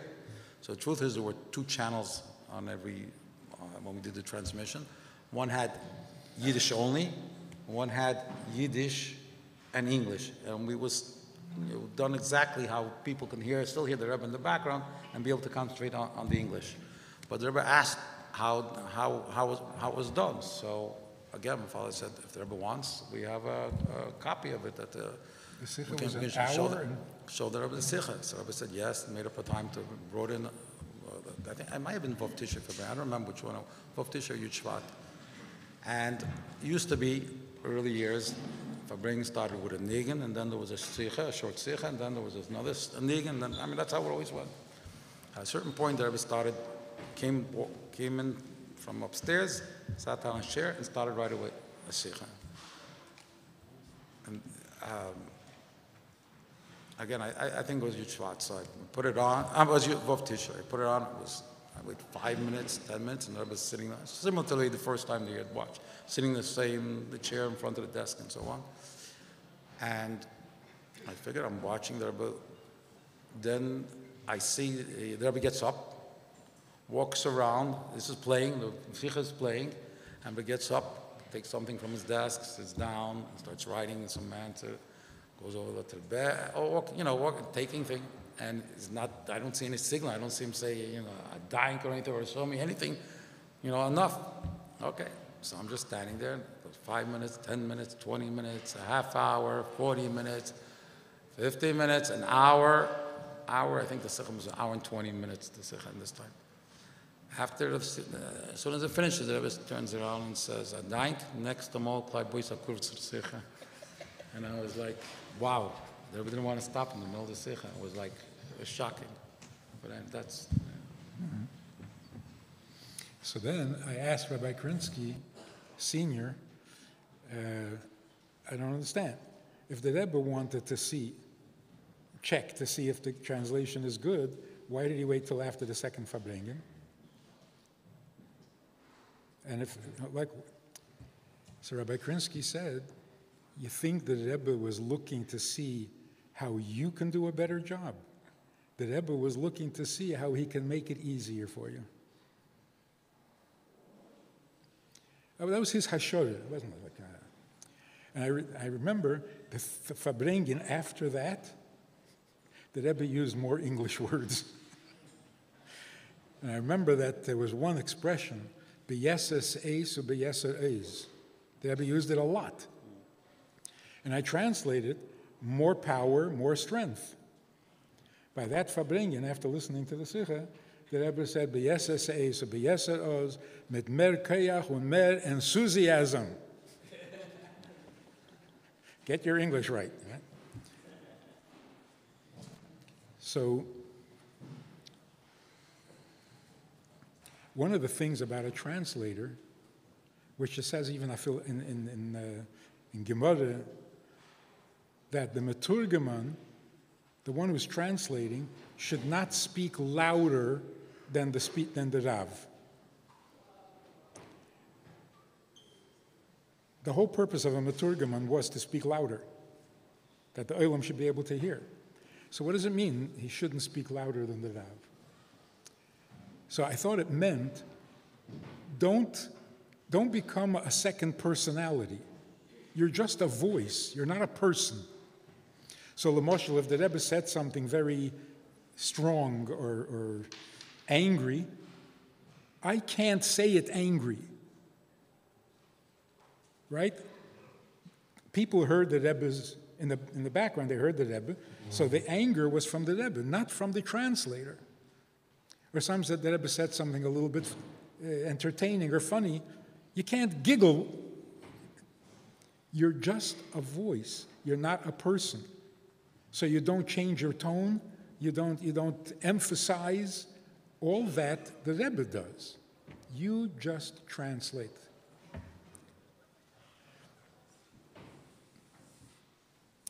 they had a number, a telephone number, that was scrolling at the bottom of the screen. People who wanted could call to ask what they're seeing. What is this? And then they had how many people answering phones? A whole 20 people. 20 people answering phones. And they got phone calls from one guy I remember was a Buddhist monk from India, from Tibet. He called up and he said, I never knew that Judaism had a deep philosophy. And he wanted to know more, and they sent him material. One guy called up, he's a Jewish sailor, in the American Navy. He's on a ship with 3,000 men. And they're on that ship like for a long time. They don't get off. He's one of the few Jews, and they're sitting in the ship in Iceland or Greenland, in the middle of nowhere. And they're playing with their satellite. And all of a sudden, the Rebbe is there. So he felt a little uncomfortable, because the whole room is sitting. And he says, keep going, because they're looking for something to watch. And they said, no, this is interesting. So Nebuch, this Jewish guy, had to sit and listen. And he called up and he said that it was Mechayim.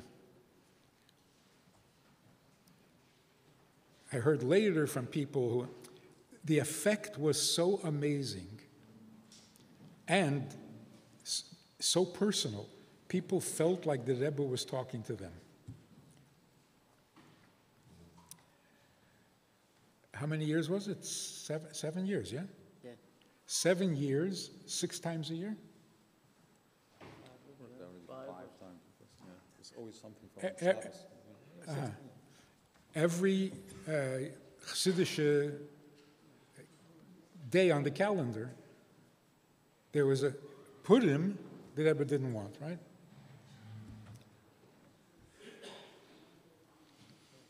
Purim had to be Pnimius, Shebe Pnimius. Only inside 770.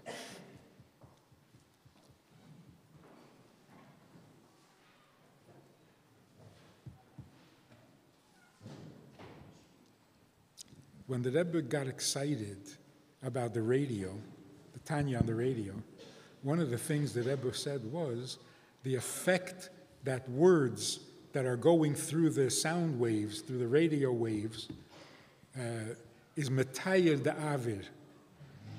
It cleans out the avir. The atmosphere becomes cleaner with words of Tanya floating through the air. The effect of television was double that. There was the sound and the picture. It was microwave, I don't know what it is. So that was a very exciting time, and that the Rebbe would do this. And so, I mean, you notice things. I'm sitting there watching a monitor that is focused directly on the Rebbe close up. So one thing I noticed was, by the second Farbrengen, the Rebbe was telling the story of the way the Mittler Rebbe davened. That he didn't move at all, and yet he perspired, he sweated so much that the point of the shtreimel, of the spodik, was soaked with sweat. What is the point of a shtreimel? The shtreimel that the Tzemach Tzedek wore came up to a point. It wasn't flat. So the Rebbe never had his hands on top of the table, right? I could see in the Rebbe's eyes, he's thinking, should I or shouldn't I? And he brought his hands up and he showed how, because this is television. This you have to show.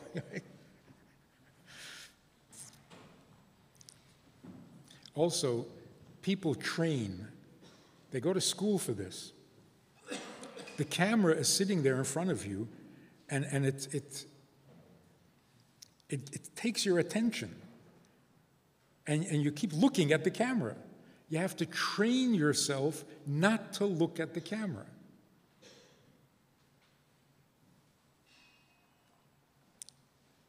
By the second Farbrengen,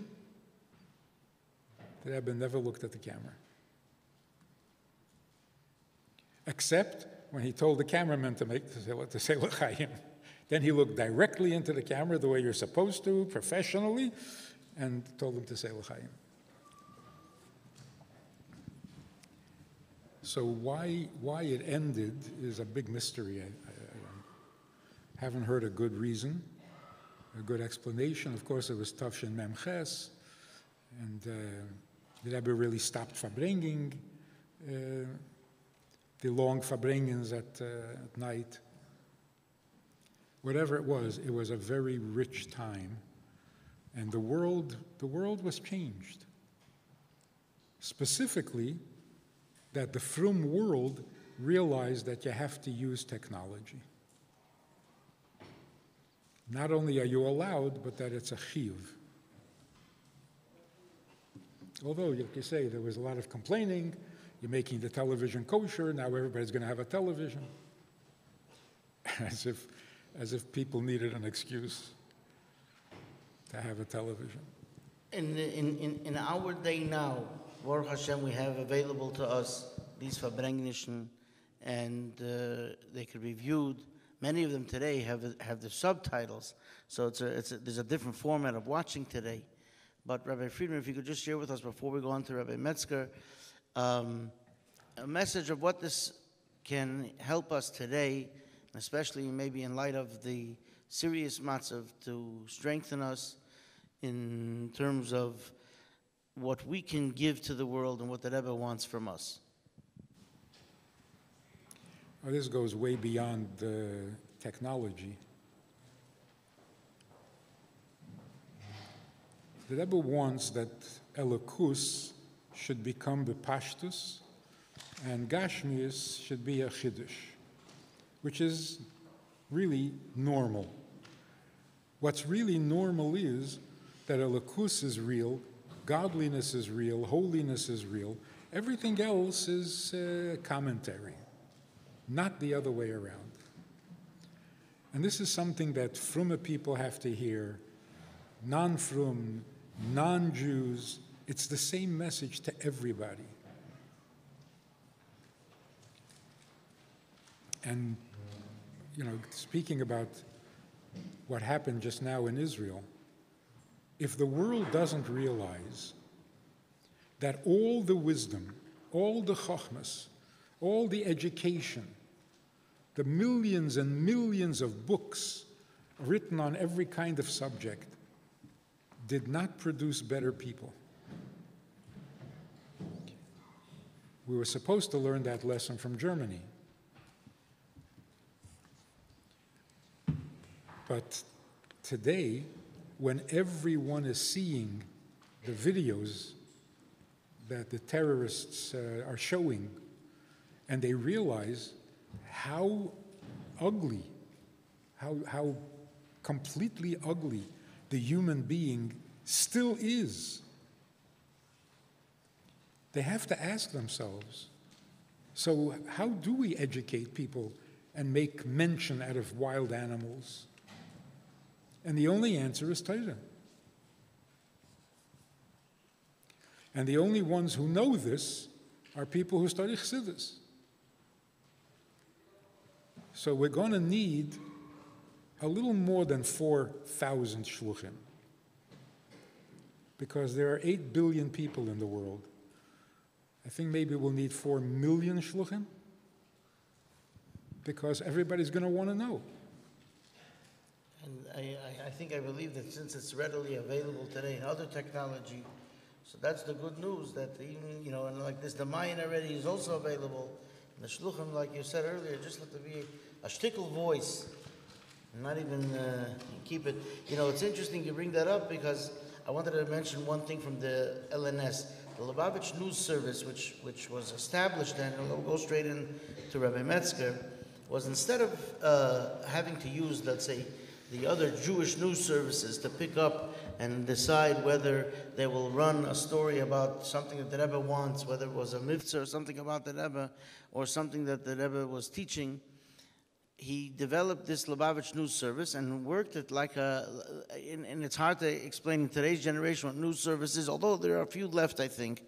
They used to call it the wires, but actually there was a list of between at a certain time close to 1,000 of the Anglo-Jewish newspapers and regular newspapers that received things, and Rabbi Krinsky would send out up between 40 and 50 times a year something from the Rebbe, whether it was something, a Pa'ula that the Rebbe did, or something about Lubavitch and Eretz Yisrael, or different things, and they would give it to the news services as they were in those days. So there would either be like sometimes a photograph was given, a regular photograph, or they had the photographs that were the same photograph that was printed in dots, many dots, and then there was something else, and I couldn't even remember what this is called. This green thing is a crude thing that's like a stamp almost, that they would put it into their press in the old newspapers. I think it's called a mat. A mat. And this has actually embedded in it that picture of the matzah. It's mitzvah matzah, that they're packing matzah. And I just want to say, as late as first of all, the LNS went out through Tafshin and Beis, including the Michtav Klali. And here I'm just going to share one from Tafshin Mem Ches, 3 new works by the Lubavitcher Rebbe published. And it's the publication of Likutei Sichos, an Igros Kodesh, and Hayom Yom in English. And he talks about it, and certain papers picked it up. They put it in the Jewish book section, and this is bringing the Mayan to the people. So I'd like to ask at this point Rabbi Yehoshua Metzger, who had the zchus to bring it to another form of media, and both advertisements in newspaper and posters, billboards and posters. So Rabbi Metzger will share with us some things, and then maybe we'll have a question or two afterwards. Okay, so sitting here and hearing the account and the memories flooding back of Yemei Hazov, I was supposed to speak about advertising, but my father, Zayin Gezond, was one of the simultaneous translators, and during the Farbrengens, and I was raised with this challenge, always hearing about this, and it really goes back earlier to the his work in the Yiddish Haim and author publications, and I remember the Rebbe's precision in translating things. I remember as a little child getting back the envelopes with the Rebbe's markups on a particular article, usually Yiddish Haim related. Just one that comes to mind is, he translated once, it said, Kiflayim letushia, double. The Rebbe wrote, manyfold blessings. So the precision in how to translate and present something was drilled into me from my early years. And it's with that background that I always had a dream, and against the backdrop of all these wonderful things that were happening with the radio and satellite television and simultaneous translation, we always had a dream to bring the Rebbe's ideas to the broader world through advertising. The internet didn't exist yet, and the Rebbe would often drop a line, something to the effect of that if it's not in the New York Times, it's not legitimate. The Rebbe once remarked that as long as I say something, no. But if it says in the New York Times, then it's, of course, mockingly, Rachmana litzlan, chas v'shalom, to say that's the reality. But in terms of perception, in terms of the way things were perceived, there was always this notion that if something was in the New York Times, it would take on a greater spectrum of value. And the project evolved, and it literally picks up, a date was mentioned earlier, Lag BaOmer, the Lag BaOmer parade, which I believe was one of the last, after a long period of time, after Rebbe had not appeared on satellite. The Rebbe agreed to appear on satellite, correct me if the dates are right, on Lag BaOmer in 1987. So as a Bacher, we were very excited about it. We decided to get a full-page ad in the New York Times, and we raised the funds to do it. And it appeared in the New York Times, which obviously garnered and created a lot of excitement. A short while later, actually 2 months later, the Rebbe spoke about Yud Beis Tammuz very excitedly. It was 1987. And the Rebbe said, "Man darf erzählen die ganze Welt wegen Yud Beis Tammuz, wegen der Gula von Yud Beis Tammuz." The whole world has to be told about the Gula of Yud Beis Tammuz. So how do you tell the whole world about something? So we decided to take a full-page ad in the New York Times. And in those days, they didn't have PDFs and Canvas. So the good old-fashioned way, we had something written up professionally, and a graphic designer put it out on what's called the Velox in the olden days. And we printed an ad in the New York Times. Now, how we interacted with the New York Times is in of itself. We could talk about it at length. The Rebbe was very involved with that. But for purposes of this discussion, the ad, in those days, you were able to get the New York Times the night before. So let's say, they say, I don't know, they say in the name of the Rebbe, or it's a good joke at least, that everything that's printed in the paper is a lie. Even the date's a lie because it was printed the night before.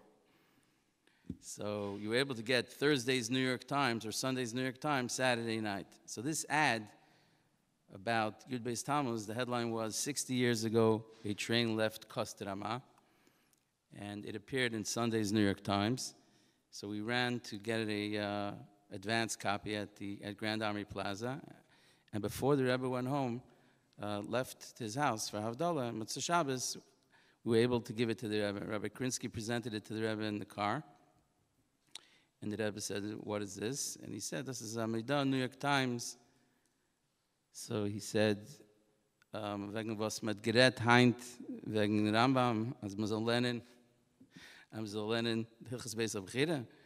So he said, "No, about Yud Beis Tammuz, Kostrama." So the Rebbe said, wegen Kostrama? No, there should be a Hemshech, there should be another ad, including all of the things that were spoken about in today's Fabring. And that was his response to being presented, the first ad in the New York Times. And then he added, "Es ist schon spät, bis dann ist schon zu spät für Montag, wir geben bis Dienstag. I'll give you till Tuesday to get it in." We had absolutely nothing, no material, no money, no concept. And Baruch Hashem, the ad appeared, and the Rebbe enjoyed it very, very much. Now, from that point on, whenever we had the opportunity to present any subject, whatever it was that the Rebbe was at the time into, so to speak, we decided to have a full-page ad in the New York Times. And I would go around to different moistes and worked with various moistes, that each moisted should present its concept or its mission. We did a full page about the Sheila Malas cards that should go in the hospital beds, and so on. So I would work with the Rosh, with the head, the Menachem of every single moisid, to induce them to do full-page ads in the New York Times. Very often, or more often than not, the Rebbe would get involved or be involved in the production of those ads. Sometimes there were many, many hagois. Sometimes there were minor hagois. And sometimes there were no hagois.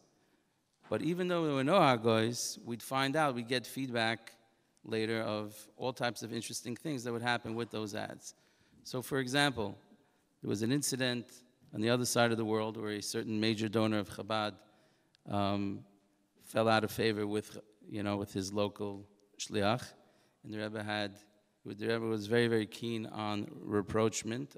The Rebbe took the ad and sent the ad to the other side of the world, and he said, "Mazal weisen dem Gvid, you should show this fellow, this donor, the ad as das is Lubavitch, that this is Lubavitch." It was a Hanukkah message. There was no hagois on the ad, and the title was a Hanukkah message. And the Rebbe said, just show this fellow the ad as it is, as it appears in the New York Times, and that will help affect rapprochement with this fellow. So it took on a life of its own, and very, very often, there were many hagois, as I mentioned, and very often minor hagois, and sometimes no hagois at all. It's extremely rare that the Rebbe would actually ask for an ad, which takes us to Inyana D'Yoma, the situation in Israel. So during the Gulf War, when the Gulf War broke out, So the Rebbe actually requested that an ad be prepared. At that time, it was approximately a month before Purim, and at the time it was President Bush, the senior as he was called. And the Rebbe said then that people should have bitachon, and not only should they be allowed to go to Israel, but people should make every effort to go to Israel to show that we have bitachon, and the people of Israel should have absolute, complete, resolute faith and increase in Torah, Tefillah, and Tzedakah. The Rebbe asked that a message be prepared with that content. And we went back and forth with all different types of drafts, and there was one draft that the Rebbe shot down. He wrote a whole message about that, until finally it was Purim time. So remember, he asked for the ad a month before Purim, and as time dragged on, we realized that we could fuse the ad, incorporate this ad, which originally was requested about the situation in Israel, could be also about Purim, and to fuse the ideas. So the headline was, "Celebrate a Victory in the Persian Gulf," and the Rebbe changed it, wrote a whole long idea of why it shouldn't say Persian Gulf. But it appeared literally the day that President Bush went on TV and declared victory in that war. So all the media in Israel had a field day. How did the Lubavitcher Rebbe know? Because it appeared in the New York Times the message of the Rebbe, celebrate a victory in the Gulf, playing off the victory of the Gulf of Purim, but of course addressing that current victory. How did the Lubavitcher Rebbe know to predict the precise day that victory would be declared in that war? And headlines in Israel seemed to have a field day with that. And when it reached the Rebbe said, "Ich habe also gesagt, nu, soll man schreiben." That's what he said.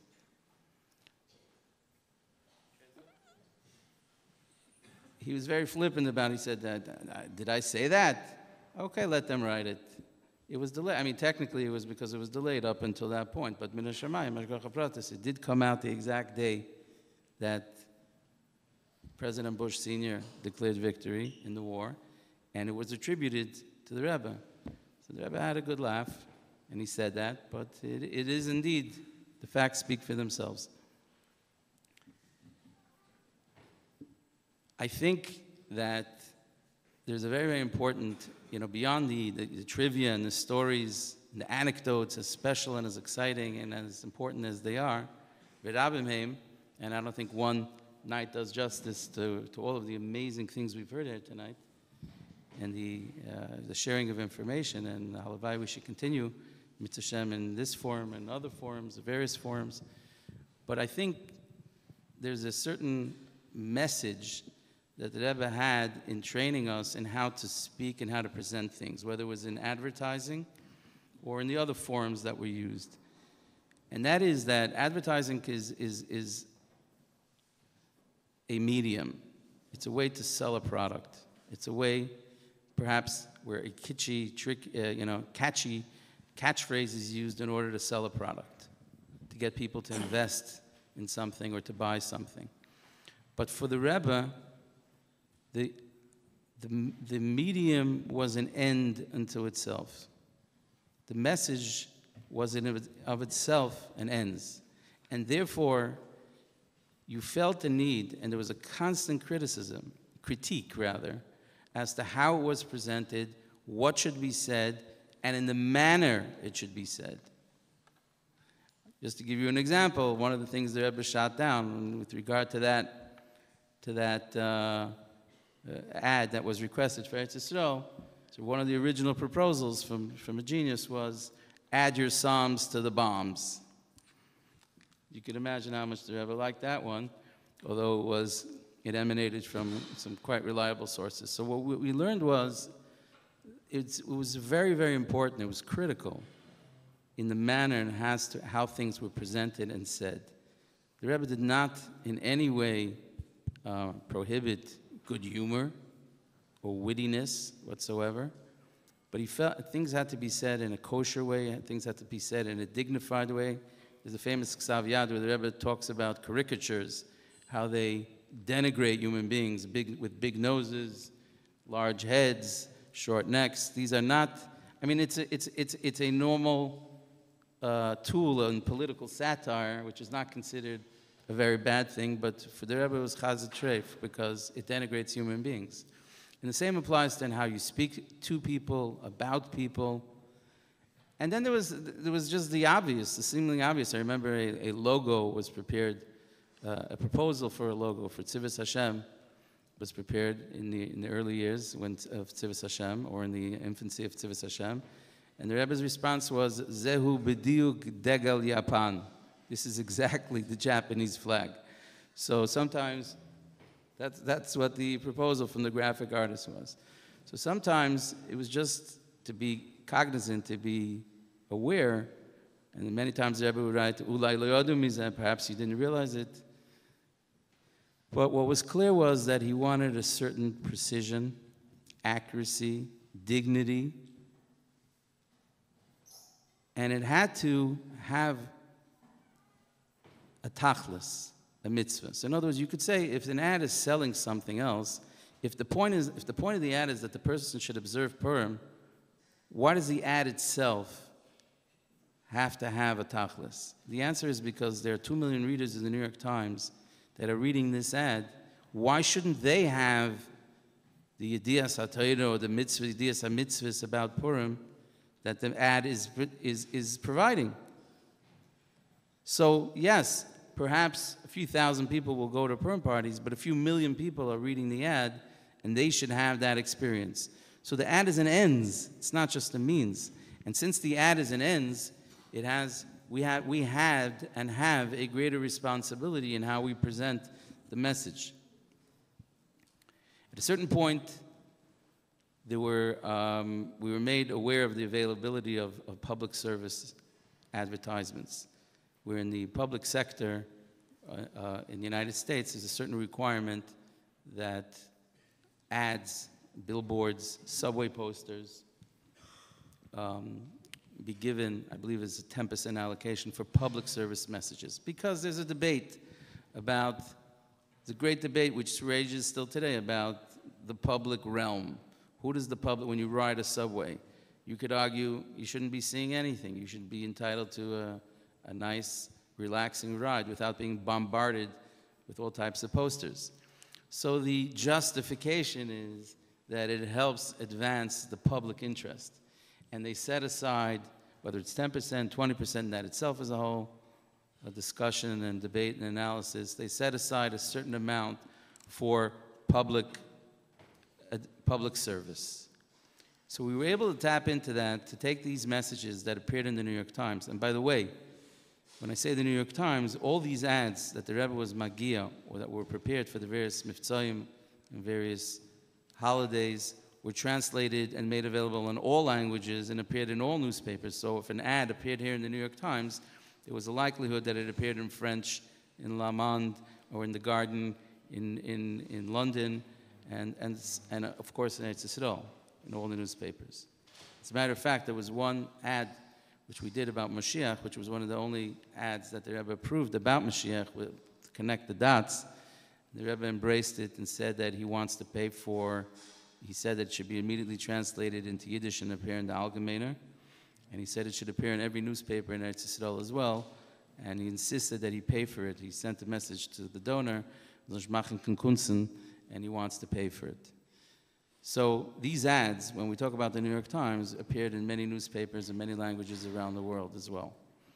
So we move on to public service messages, and we were able to take these ads and tap into a wealth of availability on billboards and subway posters, bus stops, both here in New York City and around the country. Now, according to legend, the Rebbe used to ride the subway in the 40s, and supposedly those who remember it, that the Rebbe would occasionally give out some of the material from Kahos on the subways. He would distribute things as one would expect from, when the Rebbe was riding the subway. So here we had the opportunity 50 years later to put these messages on the subway. The first one was a Pesach message, and it said, "Don't pass over Passover." And we took the photo in a studio, a professional photo studio, and it had one kois with a beautiful goblet and 3 matzahs, and it said, "Don't pass over Passover." So it was brought to the Rebbe. The Rebbe asked, "Why aren't there 4 koises?" And he wrote, "Tzorech li is daled koises." So we had to take the photo all over again. And there were many, many other answers and specifics about who to contact and what to contact, and there was a whole shaklavataria back and forth about who should be the signatory on the ads, all supervised by the Rebbe directly. And in the end product, there was this subway poster appeared with Rabbi Gorelik being our star in the future subway posters, with a child asking for the manashtana. But with that first subway poster, I had the chance to go buy dollars, and we presented it to the Rebbe. And after I walked away, the Rebbe called me back and he said, that you had already submitted one through the office, the mosquitoes.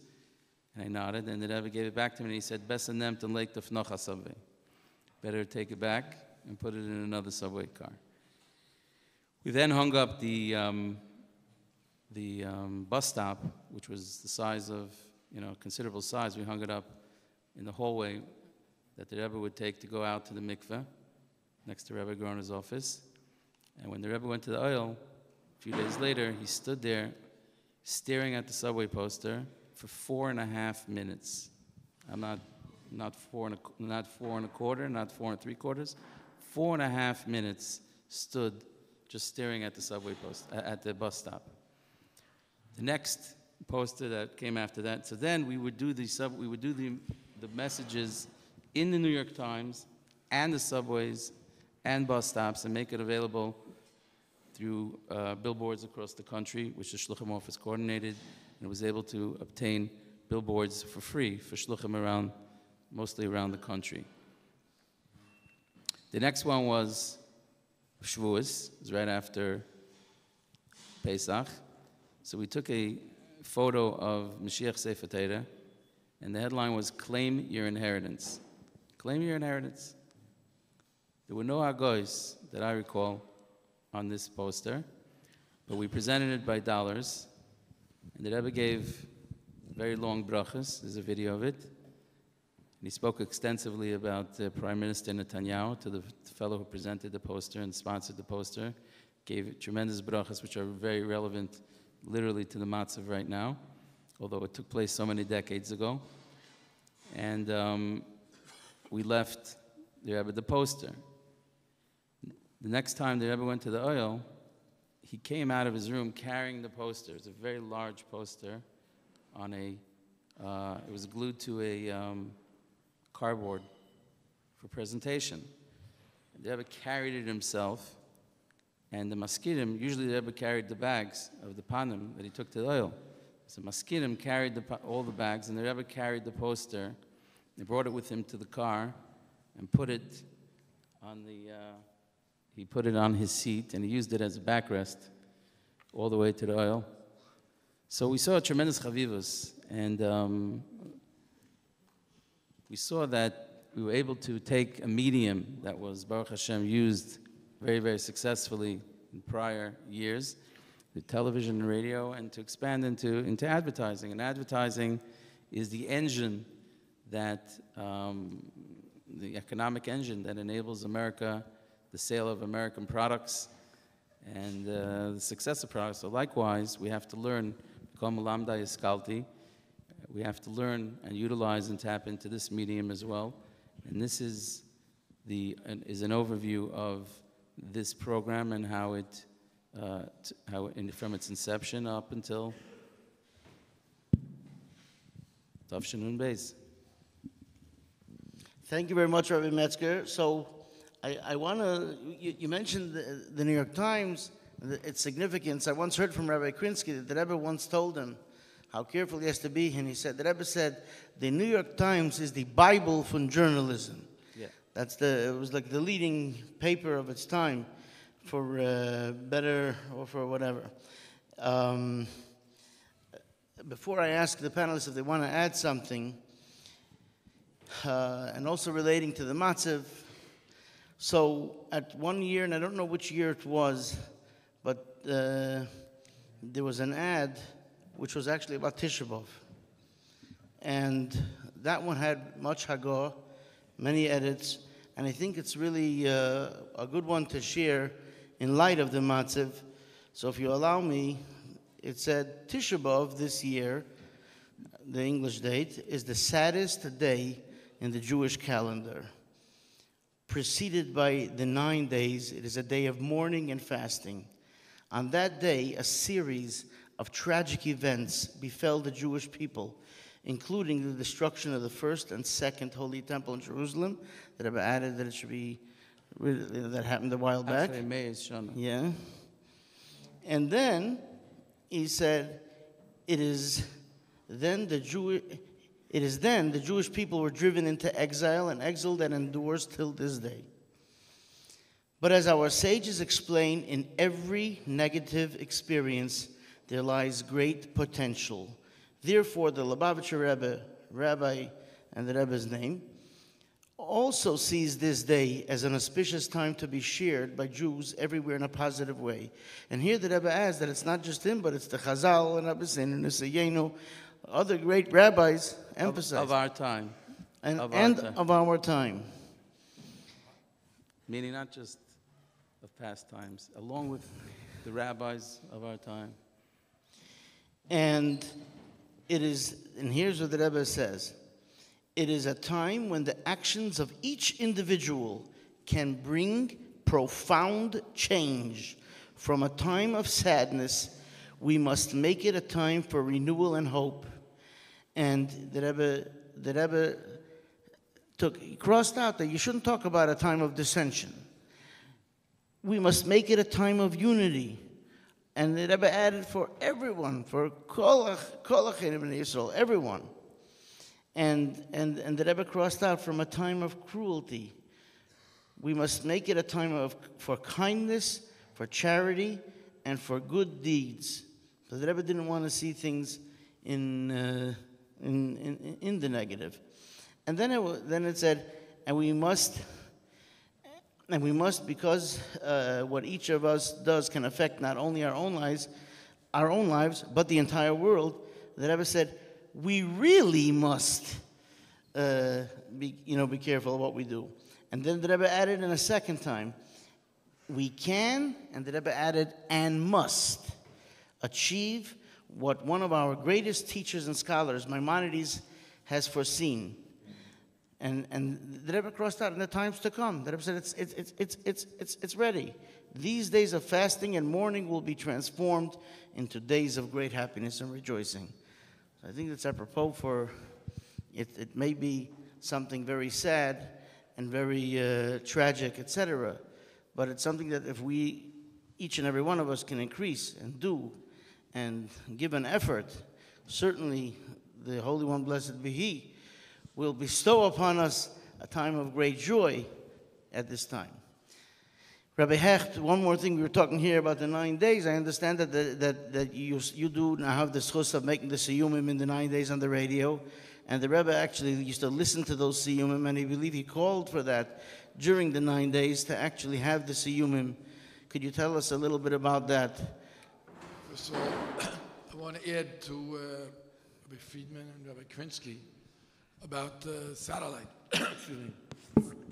When I brought over the governor, Mario Cuomo, to the Rebbe, so he told the Rebbe that I've seen you, I don't remember exact class what he used, seen you, I've listened to you, and I've learned from you. Where did he see him? So it had to be on the satellite. So from all the great people, he was a governor of the state of New York for at least 8 years. So it means that the Rebbe's influence was not only to, of course, there are many, many stories, but you heard tonight is of the stories, which accomplishments from what people have seen on the Rebbe's Verbringens satellite. But I want to mention particularly the governor, which I think was something of great importance and accomplishment. The other thing, there's not much to add, but once again, that we know that the Rebbe listened to this human. There were times when the only time my father was able to get on the radio was 3:15, and that was a time normally they would go for Mincha, and that year Mincha was 3:30. So if the Rebbe pushed off Mincha, and one year I think it was 1 o'clock on Tisha B'Av. It was just when davening was over. I believe the story is something you can have Yonason to verify the story. And as the Rebbe was starting to walk out, Yonason put the Siyum on live, and the Rebbe turned around and stayed in the 770, stayed in the shul till he heard the entire Siyum. So, and also there was the Rebbe's status as far as money goes as well. So we see that the idea of, again,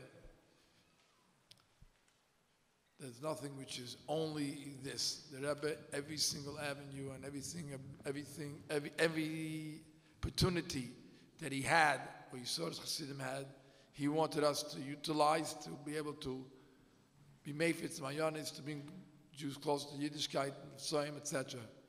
And we shouldn't be satisfied when we have one accomplishment. I doing this, I doing that. If you're a shliach, or you guys will be shluchim, or you are shlichus and yeshivas, wherever you are, you have to know that every opportunity that you have, if you can't do it yourself, then get one of your chaverim to do it.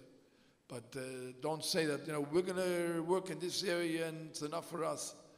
That's not what's going to make the Rebbe happy. The Rebbe wants to know that every stone was overturned. Until every stone is overturned, then you didn't accomplish your goal. And hopefully, if you'll turn over all the stones that have to be turned over, we will be zeicher to the Gulda. Thank you, Rabbi Hecht. Rabbi Krinsky. Another vignette. Maybe share with us just something that maybe some of the feedback that came. I remember that there was during the Fabrengen at one point, and they showed it a little bit at the outset of the program. It said, for more information, call 212. Everyone had 212 then, right? It was the easiest on the dial. 221-1000. Yeah, there was a couple numbers, or 604. 1000. And people called. There were Bachrim who volunteered, who were asked to take off a sicha and sit upstairs and answer the phones, because the mayon was going chutza. People needed help to drink. So, if maybe you share with us a vignette or two. Friedman shared a few also. So the first thing that comes to mind, on that note of answering the phone during the Fabrengen. And one of the reasons why we did it was because every time that we would ask Habapel Mamash, and then on the way home, after the Fabrengen, it's after a long Fabrengen, that was going home, he gets into the car with my father, and he says,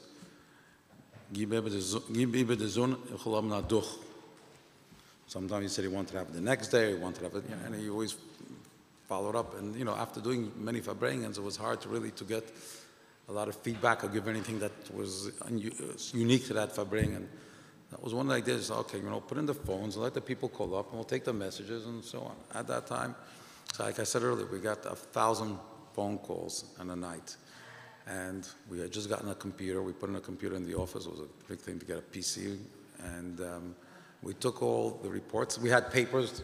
And everyone used to write down the names, the phone number, the addresses, and we sent out a viewer's guide of what they were watching about the Rebbe and so on. I've told the story before, but it's still very, very interesting. And someone took all the names, put it onto a computer, and we had a big printout. And at that time, the computer paper was like fanfold, was very... The only one left who uses that are the airlines for some reason. Right it was before the flight, fanfold, they give the pilot a paper on those. That's the only place you could see it if you want to know what it looks like. Everywhere else, those are extinct. It was nice, big pile of papers. And, they wanted to do, okay, so I wrote the reports that we had, various things, anything that any vignettes that seemed interesting, or if something worked technically, it was something special, something different. And I just attached, here's a package of the names of the people I called. You know what? I gave it in, and the Rebbe wrote Laharzer, and it wasn't until later on, I looked through my stuff, I gave a look, lo and behold, the Rebbe went through the list, and there were names that were doubles, and there were that there were doubles in there. There's certain names that the Rebbe asked about that, the Rebbe thought, maybe knew them, who they were, and the Rebbe made all kinds of marks. And at the time, I didn't look at it, but it was like, the Rebbe took the time, went through the list of names of people that called in and viewed the Farbrengen. I thought it was very fascinating. Another feedback we had, which was interesting, I'm not sure it was Lag B'Omer, I think it may have been Hanukkah Live, and obviously the Rebbe watched it live in 770, and afterwards, also, it was one of the things that Rebbe wanted to see again, because it was a technical hiccup, if you remember, and there was something that didn't work 100%, and we had a record. Just also want to point out that we have now all the tapes that we have now today. The tapes really, in the recordings, was really sort of an afterthought. We were focused on getting the message of it about live satellite. We didn't think those days were going to last. Well, we didn't think those days will ever end. We thought those days will be forever.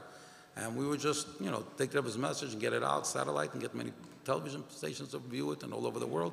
At one point, actually, we were using like 13 satellites, which was something unbelievable for different reasons. If it was going to Hong Kong or for Australia or South Africa, the signal, you couldn't use one satellite. A satellite is like a spotlight, and it goes to different, specific areas. So to go to a certain place, you had to take it down, put it on one satellite, take it down somewhere else around over the Indian Ocean, go back up, take it over the Pacific Ocean. It was a whole, had to use a lot of, and that was really a Mola Aretz Deis Hashem, that the whole world was covered. So the Rebbe watched I believe it was the Hanukkah Live, and the Rebbe says, I didn't see any little girls in the and the Rebbe said, the next time make sure that the women are represented in the, not by the Farbrengen, but the other productions. If it was like Lag B'Omer, if it was Hanukkah, that made a point of saying there's a women's participation. At one point, I think 2 years into the Farbrengens, President Reagan was speaking somewhere, and they set up the same system for President Reagan's speech to be carried into, and it was so exciting and it was so new that in the New York Times magazine, they had a fold-out to show how it works. So they had a 4-page fold-out that showed where it goes up and it comes back down and it goes back up and it goes across and it goes. So it took up 4 pages to show how this works. So the Rebbe cut it out and told Rabbi Krinsky to show it to Hillel Dovid that he was 2 years ahead of the president.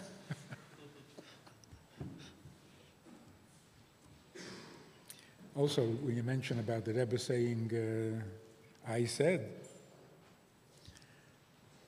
Rabbi Krinsky was driving the Rebbe before the war ended on Purim, and he said, "Mezokt and Rebbe's nomen ad Menachem tzochendik in Purim," because of some story that the Rebbe told somebody not to take a Megillah, he won't need a Megillah.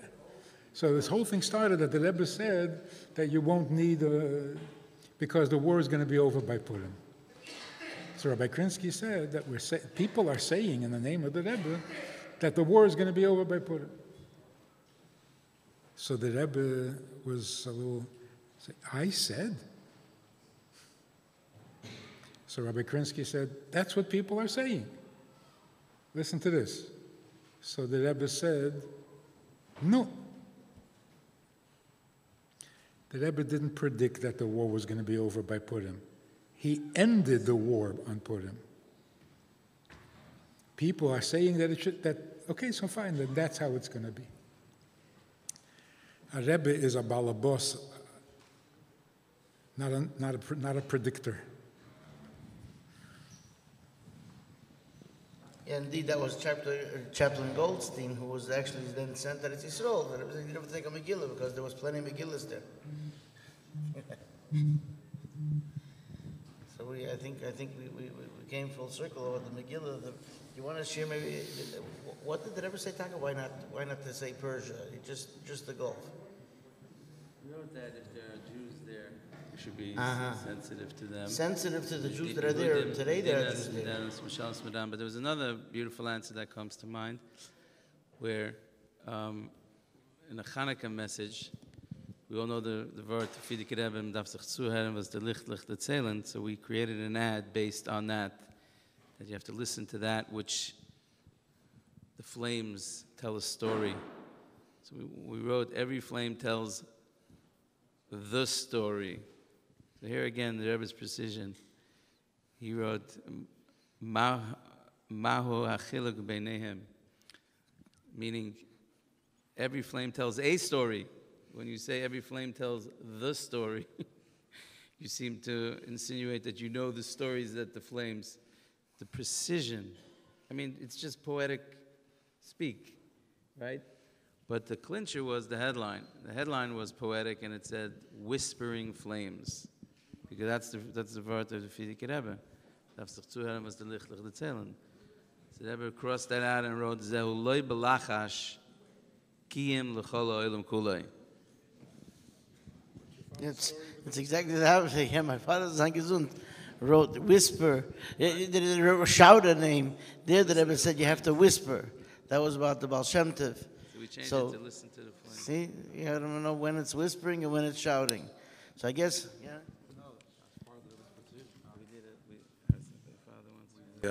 Used to give out the flyers for the cable stations and advertise, for the cable stations to pick up the REBBE'S and so on. So we wrote that the Rebbe had a message for Jews and non-Jews alike. I remember the Rebbe took out the word alike. You don't say Jews and non-Jews alike. The message is for everybody. And then it's also... You don't want to lahavdil, yeah. Take out alike. If you take out alike, you don't need a lahavdil anymore. Rabbi Hecht? I just want to hear at the end. I remember Bioel was verbrained once. It must have been in Toshim and Mamalv, and base, right? And it was then he said Mashiach was on Misnaged. What the Chassidim that Mashiach was Misnaged. So Bioel verbrained the whole night saying that was when Misnaged beton Sachen was and Menachem Telekus, talking about or taking all the things of negative things in the world, taking satellite, television, all these things, and using that for Kedusha. That's why it's Ketaish, Mashiach was saying. Using the things which are Snagdus Telekus, darkness through that to bring the Gil Elikus in the world. So, certainly, let's hope it happens quickly. And here the Mayan certainly is chutza, and in chutza heimena, like the Rebbe said, and it's the task of everyone here to continue making the wellspring spread and become a ever stronger wellspring, and more people have it. The Eibshter will help, and that indeed will sein taka the simcha, the greatest simcha of Simcha Selam Al Reishon. I'd like to thank all the panelists for coming, Rabbi Hecht, Rabbi Metzger, Rabbi Krinsky, Rabbi Friedman, and everyone for joining us this evening, and those that are seeing this throughout the world. And the Ikeh, like we started with the Dvar Malchus, we started with the Sicha from them, and where the Rebbe spoke of the Hapotzes Hamayonis, and each and every one should realize that the Rebbe said that a cook afm helikim ponim, that in and of itself, and like we have the letter that the Rebbe wrote, that made us kliger, makes us begir shemayim, etc. L'chaim, l'chaim.